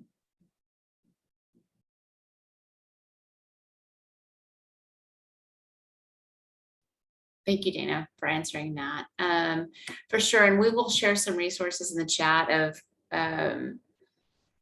places you can call if you feel like there's, we want to be cautious of addressing the issue of being used, due to your disability, and being something that you can step back from and go, you know what, this isn't working. I feel like I'm being used here versus, also like, am I being taken advantage of or abused? And so, just making sure we're, being aware of that space tonight and providing some resources maybe to reach out to in that regard. Just super quick, I think this is a difficult question to answer only because I don't know the exact context of your situation, but I do know from my own experience when I was like really young, like as a teenager, I could always play the piano, and I remember this particular gentleman who would help me. I don't know, he was just a producer or something. And I would work with him, and I just really loved playing the piano, and I would create hundreds of songs, and he would end up selling them to like the songs that I would create to like record labels and like getting like a lot of money for them, and kind of promise me certain things like, you know, hey, I'll get you this piano, or hey, I'll get you this computer or whatever. And he never would. And I guess being that perhaps it's because I am autistic, I just didn't realize that I was being taken advantage of. And I think, you know, the most important way to prevent yourself, well, one way that could help you to prevent yourself from being taken advantage of or used is probably just by considering the fact that that is a possibility, you know, in any sort of relationship dynamic you have with someone. And then maybe just doing some more research and, you know, reading about the red flags that to look out for. So. Thank you, Dionysus, for sharing that story and that, you know, for adding that. We appreciate it. Okay, let's, and there's some heavy stuff tonight too. Let's move into dating and safety for the sake of time. I want to make sure we cover that. And if there's anything left from the boundary section that we were discussing, if Safe wanted to, you know, if Autumn or Emily or Heidi wanted to cover any more from that, and then talk about the safety aspect of it. Yeah, so I'll go ahead and share my screen again, and this next piece, Autumn's going to talk about deal breakers. So we'll be talking about what abuse is and what it looks like, and then what you can do to get help. And one thing that I just want to say is anybody can call Safe, even if you're like, I'm not sure, but this doesn't feel good.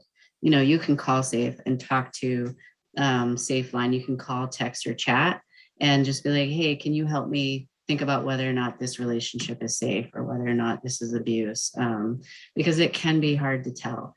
So Safe is always there for you if you just want to ask. The people who answer our texts and phone calls are so nice and so knowledgeable.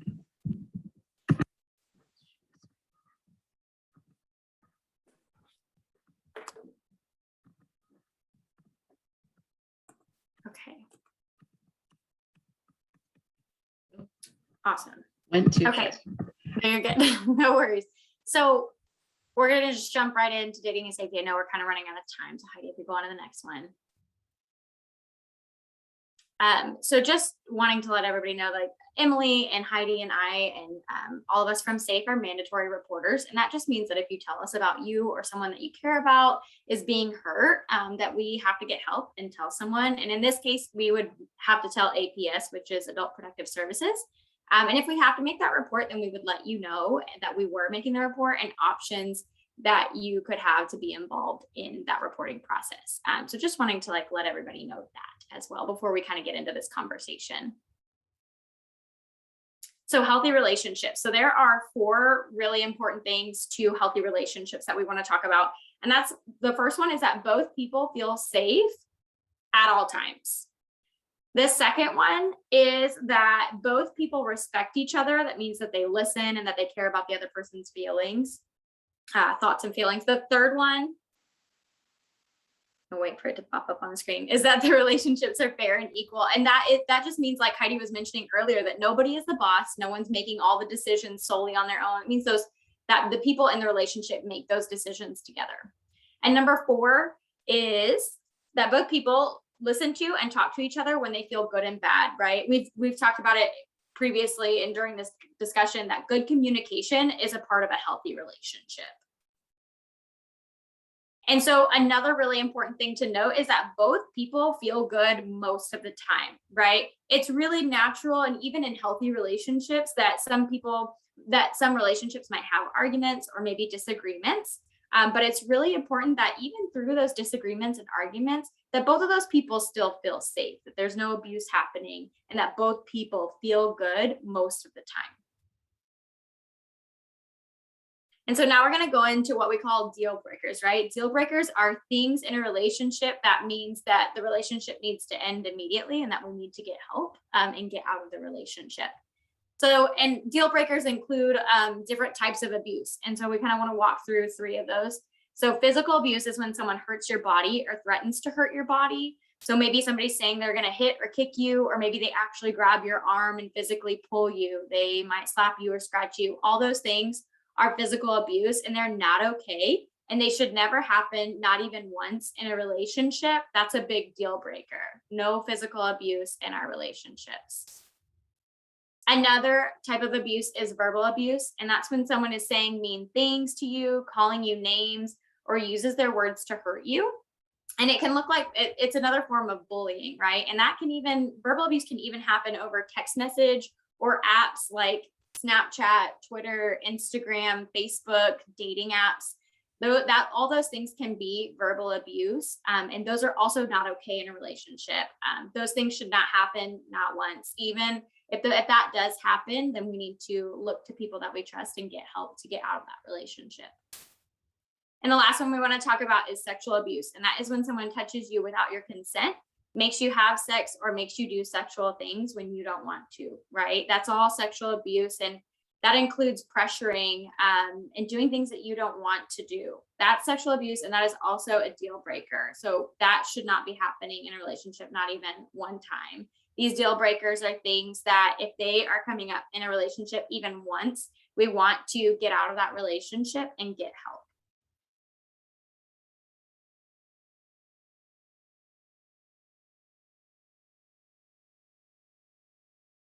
So something important to note as well, that if you have experienced any of these abuses, or if you are hurt in a relationship, it's really important to know that it is never your fault.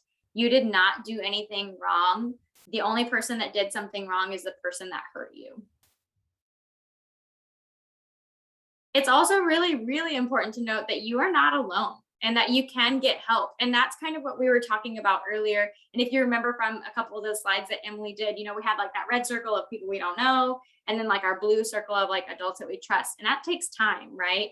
Adults that we trust are people that we've known for a long time, people that we feel like we can tell if we are experiencing these deal breakers, right? Those are the people that we want to put in that blue circle of trust, is what we call it.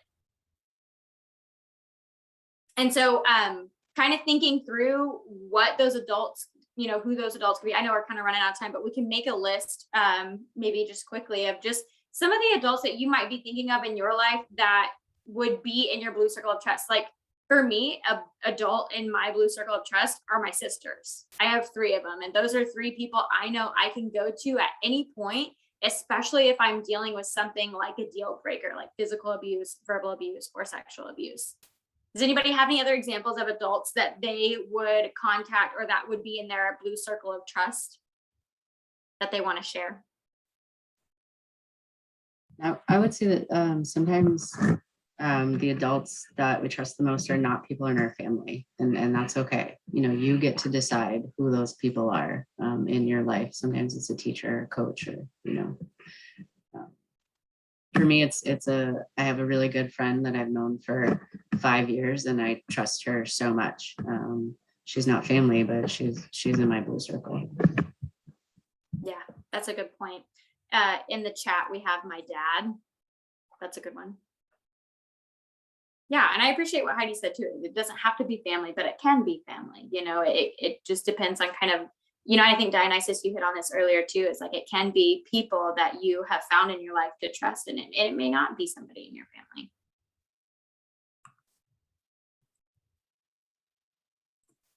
Does anybody else have any other examples that they wanted to give? Oh, a counselor. Spencer in the chat says a counselor.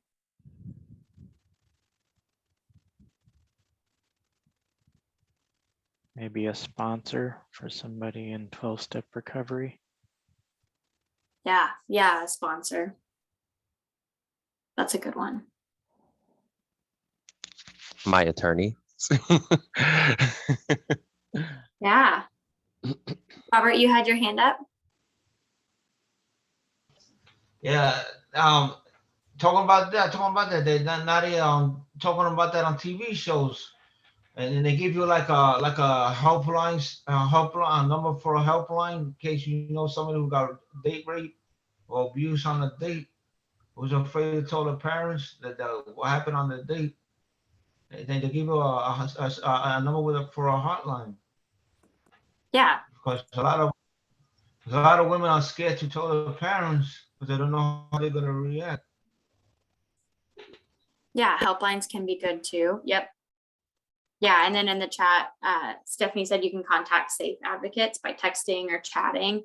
Yeah, that's definitely something I want to hit on after we make our list too, of just the different ways that you can also contact SAFE if you don't want to contact somebody in your blue circle of trust, like those adults that you love and trust. Yeah. Anybody have any more examples? I definitely don't want to leave anyone out in case we have any more. Yeah, like Heidi said, it can be a teacher, it can be a mentor, it can be a coach, it can be a friend of a really long time. That blue circle of trust is really going to look different. And honestly, for me, I thought about it at one point. Some people in my blue circle of trust can change too, right? Somebody who I thought was in my blue circle of trust can also not be my blue circle of trust. And so the next thing that I kind of want to talk about is if it is an emergency that you are dealing with these deal breakers, right? You can call 911 and they'll connect you with an ambulance or a police officer. If it's not an emergency and you do have questions or you are worried about your relationship, just like Heidi was saying right before, you can contact SAFE. And we have different ways that you can contact SAFE. You go to the next slide.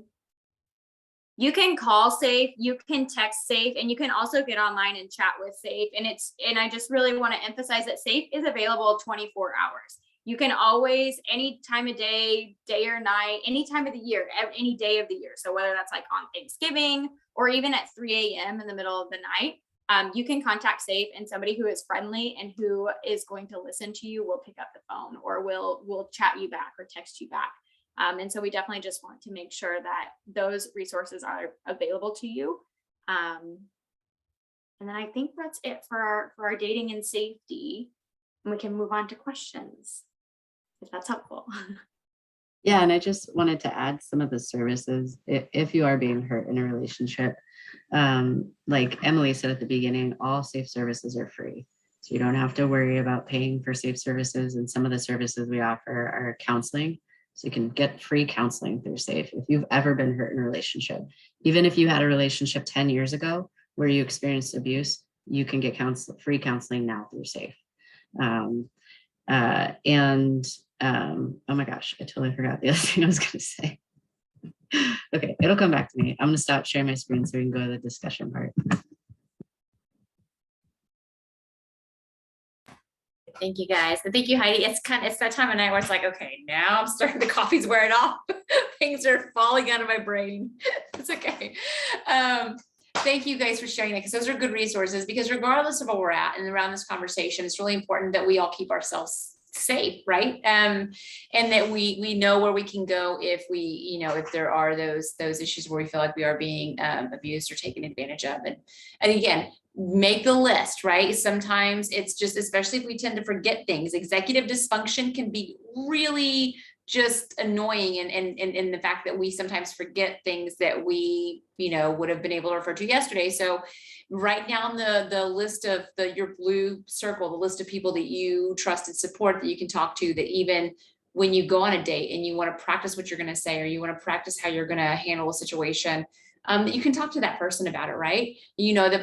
Someone who's not going to judge you or overcorrect you, just kind of let you be who you are. It's really important. And also the list of maybe things you want to the boundaries that you want to set that we talked about earlier that are really important.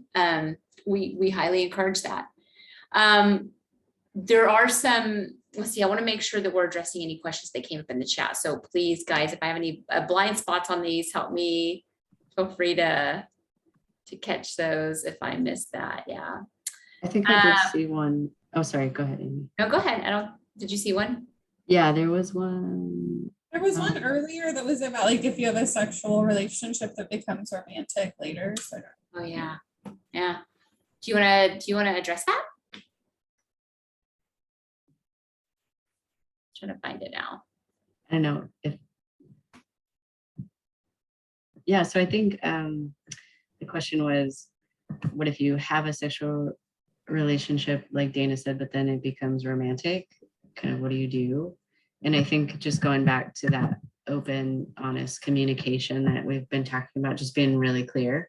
Hey, my feelings have changed and this is where I'm at, and again, dating is messy. And so that can feel awkward and vulnerable to be honest with someone about what your feelings are. But it's important to do that if you want, you want to find a healthy relationship for you. So it's always important to be honest with someone about where you're at. And if they're not in that same place and, you experience some rejection, then just kind of leaning on those people that support you in your life to get some help and name those feelings, so that you can kind of move through that and then continue dating to find someone who feels the same way as you do and knows how amazing you are. Yeah, we always highly encourage, thank you, Heidi. We always highly encourage everybody in this conversation to keep yourself protected, right?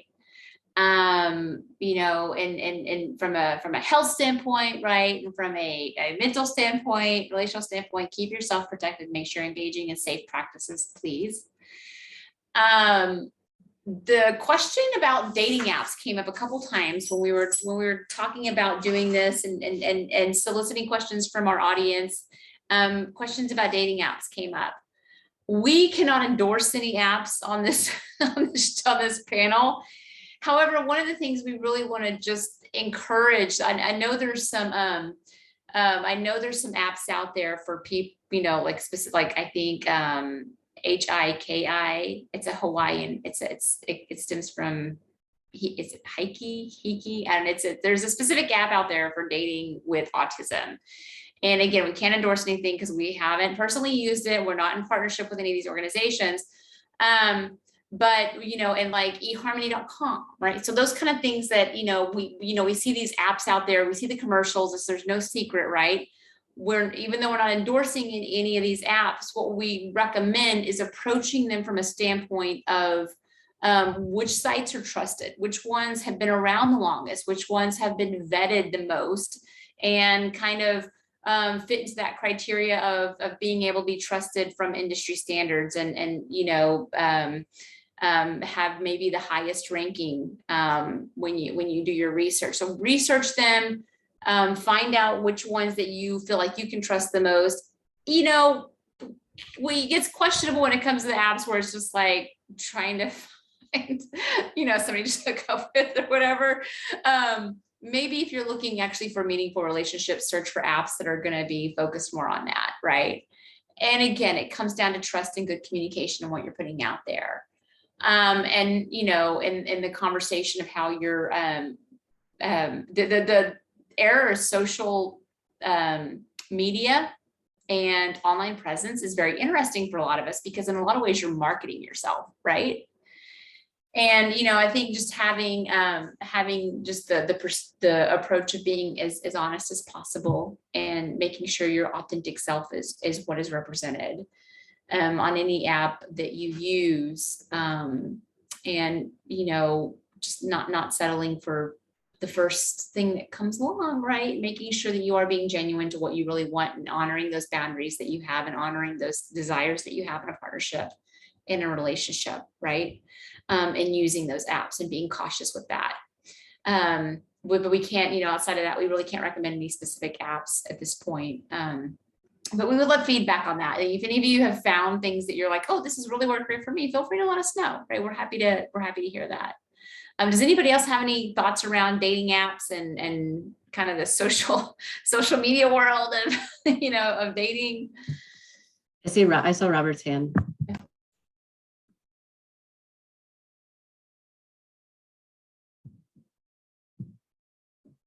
Robert, I saw your hand up. Were you going to share? I think you're on mute.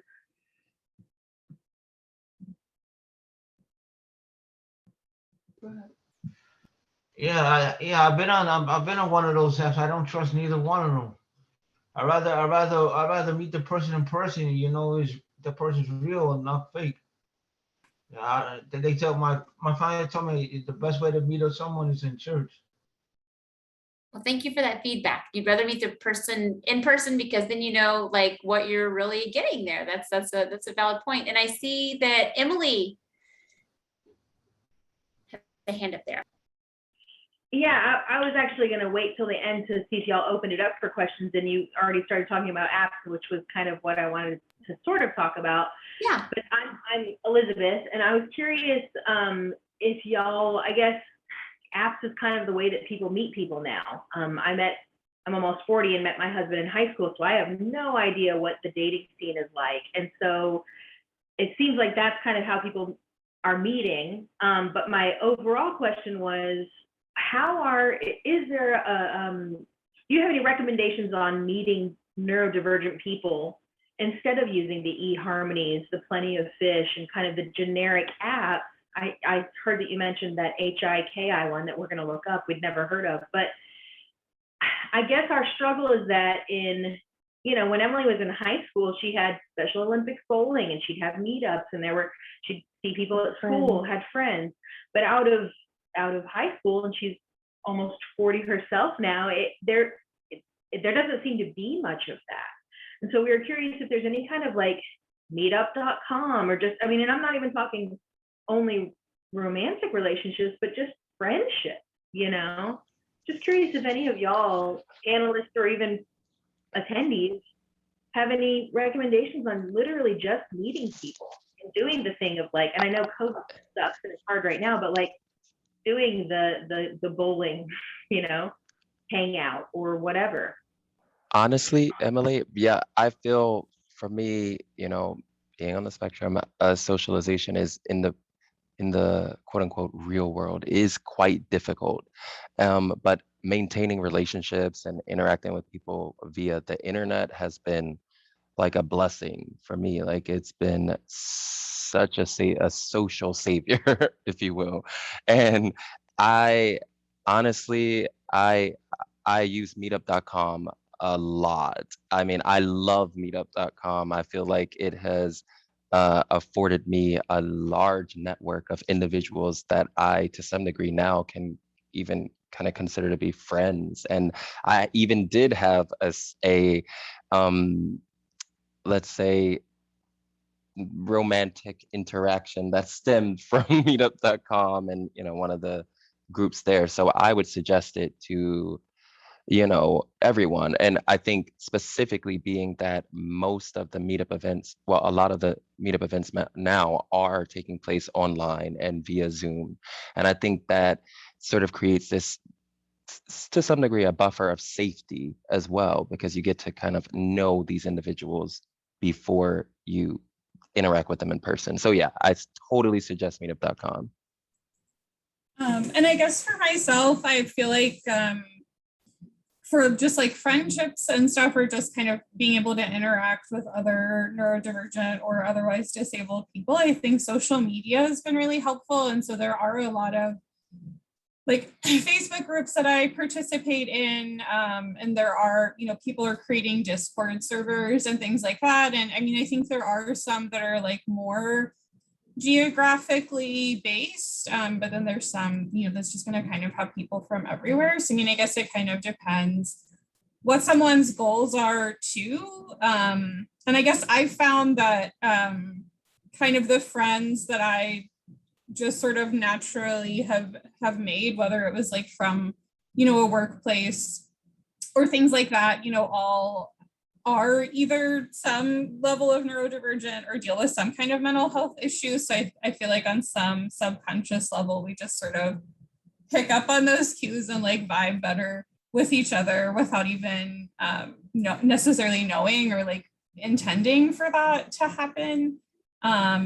And then I can put in the chat for locally, I'm involved with a group called Chronically Queer that's kind of for the intersection of like LGBT issues and disability. And I think there are a lot of neurodivergent people who are also queer. So like that's kind of how I found spaces, but that might not work for everybody. Thank you so much for sharing that resource, Dana. We really appreciate it.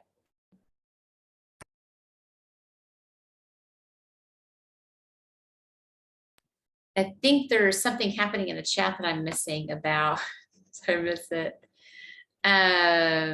Digital, okay, establishing, I'm way far behind here. Oh, and I believe Jordan posted something about a meetup safe.com link for adults with disabilities social groups. So be sure and check the chat and see if there's anything in there you think would be useful in that regard, because we know it can be challenging, right? And you're right, COVID did really put a damper on those opportunities. Hopefully those things will start reemerging, but the online, Dionysus is right, the online format does provide a buffer. And I know we've been doing most of our programming with Autism Society of Texas, with our pre-employment program and our social recreation groups. Everything's been virtual. So it's really kind of allowed us to expand our reach to more people.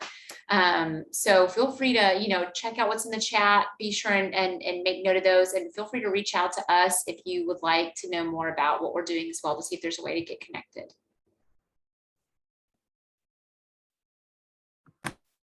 And I think that Out Youth is also offering more virtual options, and they've kind of expanded the age range that they're serving to include more adults. So, for queer folks out there who are looking to find a community, that can be a really good option as well. And that's just outyouth.org. I can put that in the chat. One thing that we talk about when we talk about, meeting people online, which is, kind of like Elizabeth, you were saying, is just so common. That's how people connect now. And so there's so many benefits to it, because you can find a community that's not just limited to, your super local area. We talk about making sure that whoever you're meeting online, you're telling the other people in your life that you trust about what you're doing, because they can help support you. And, sometimes it can be hard to know if you can trust people online. And so it's just really good to have those people that you love and trust in person know what you're doing online, to give you that extra support. And then we always just kind of remind people that if you're meeting someone that you only know online, if you're meeting them in person, the safest thing to do is to bring another adult you trust to meet in a public place in the daytime. And that's for everybody, because I think maybe Robert mentioned it, that, sometimes you might be chatting with someone online and they're not who they say they are. So we just remind people to take those extra safety steps when you're going to meet up with people that you know online. Thank you, Heidi, for highlighting that. Yeah, definitely we want everyone to stay safe in this process. And I know, so always, even in our peer mentor support groups, we're trying to start, and, we are strictly, don't, if you're don't give rides in your car to people personally, and make sure you're meeting in a public spot with other people, right? Just always keep yourself safe, right? That's really a priority in these conversations. And I know we're kind of wrapping up on time. I hope, again, like we said at the beginning of this, we're more likely going to leave with more questions than we came in with in this topic. And we hope that this just means that the gears are working, and we're trying to figure out how to maybe have these conversations in the future and moving forward. And so please use that survey and the feedback document that we provided, so we can know how to better have these conversations for you in the future, and addressing these things. And just kind of understanding that, relationships, we've said this a couple of times tonight, relationships can be, awkward and complicated and messy, especially when you get to the dating aspect of things and trying to figure out how to approach somebody. And we want to encourage everybody listening into this is just really try and honor your own boundaries, right? And the boundaries of others, and thinking in terms of how to give people the space they need while you're taking your own space as well in these, as you need it. In these situations, in these relationships. And so the conversation does not have to stop here. Feel free to email us if you have questions about this, or if you want to kind of engage in this dialogue a little bit more. But we really want to just express our thanks to Dana and Dionysus and Autumn and Emily and Heidi from SAFE for lending their expertise into this conversation tonight. And we really appreciate everyone joining in. I want to just make sure I open up before we close out this evening, make sure I open up the floor to any other questions or comments, last thoughts.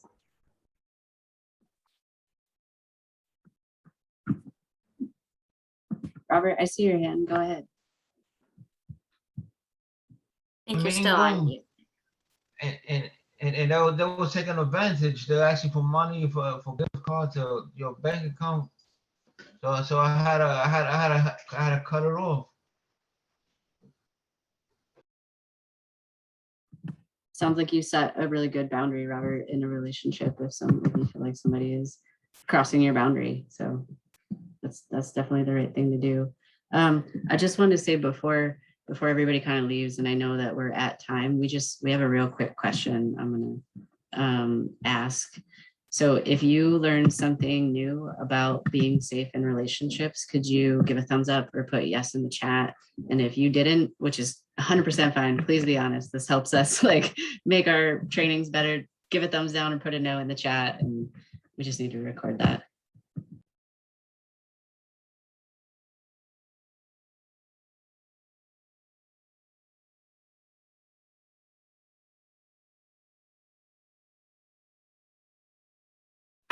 Thanks, y'all. I appreciate it.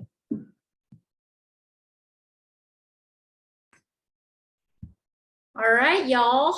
Well, thank everybody. I thank everybody for being here this evening. And yeah, we look forward to hearing from you. And again, thank you to all of our co-hosts and panelists for being here tonight. We hope everyone has a wonderful evening.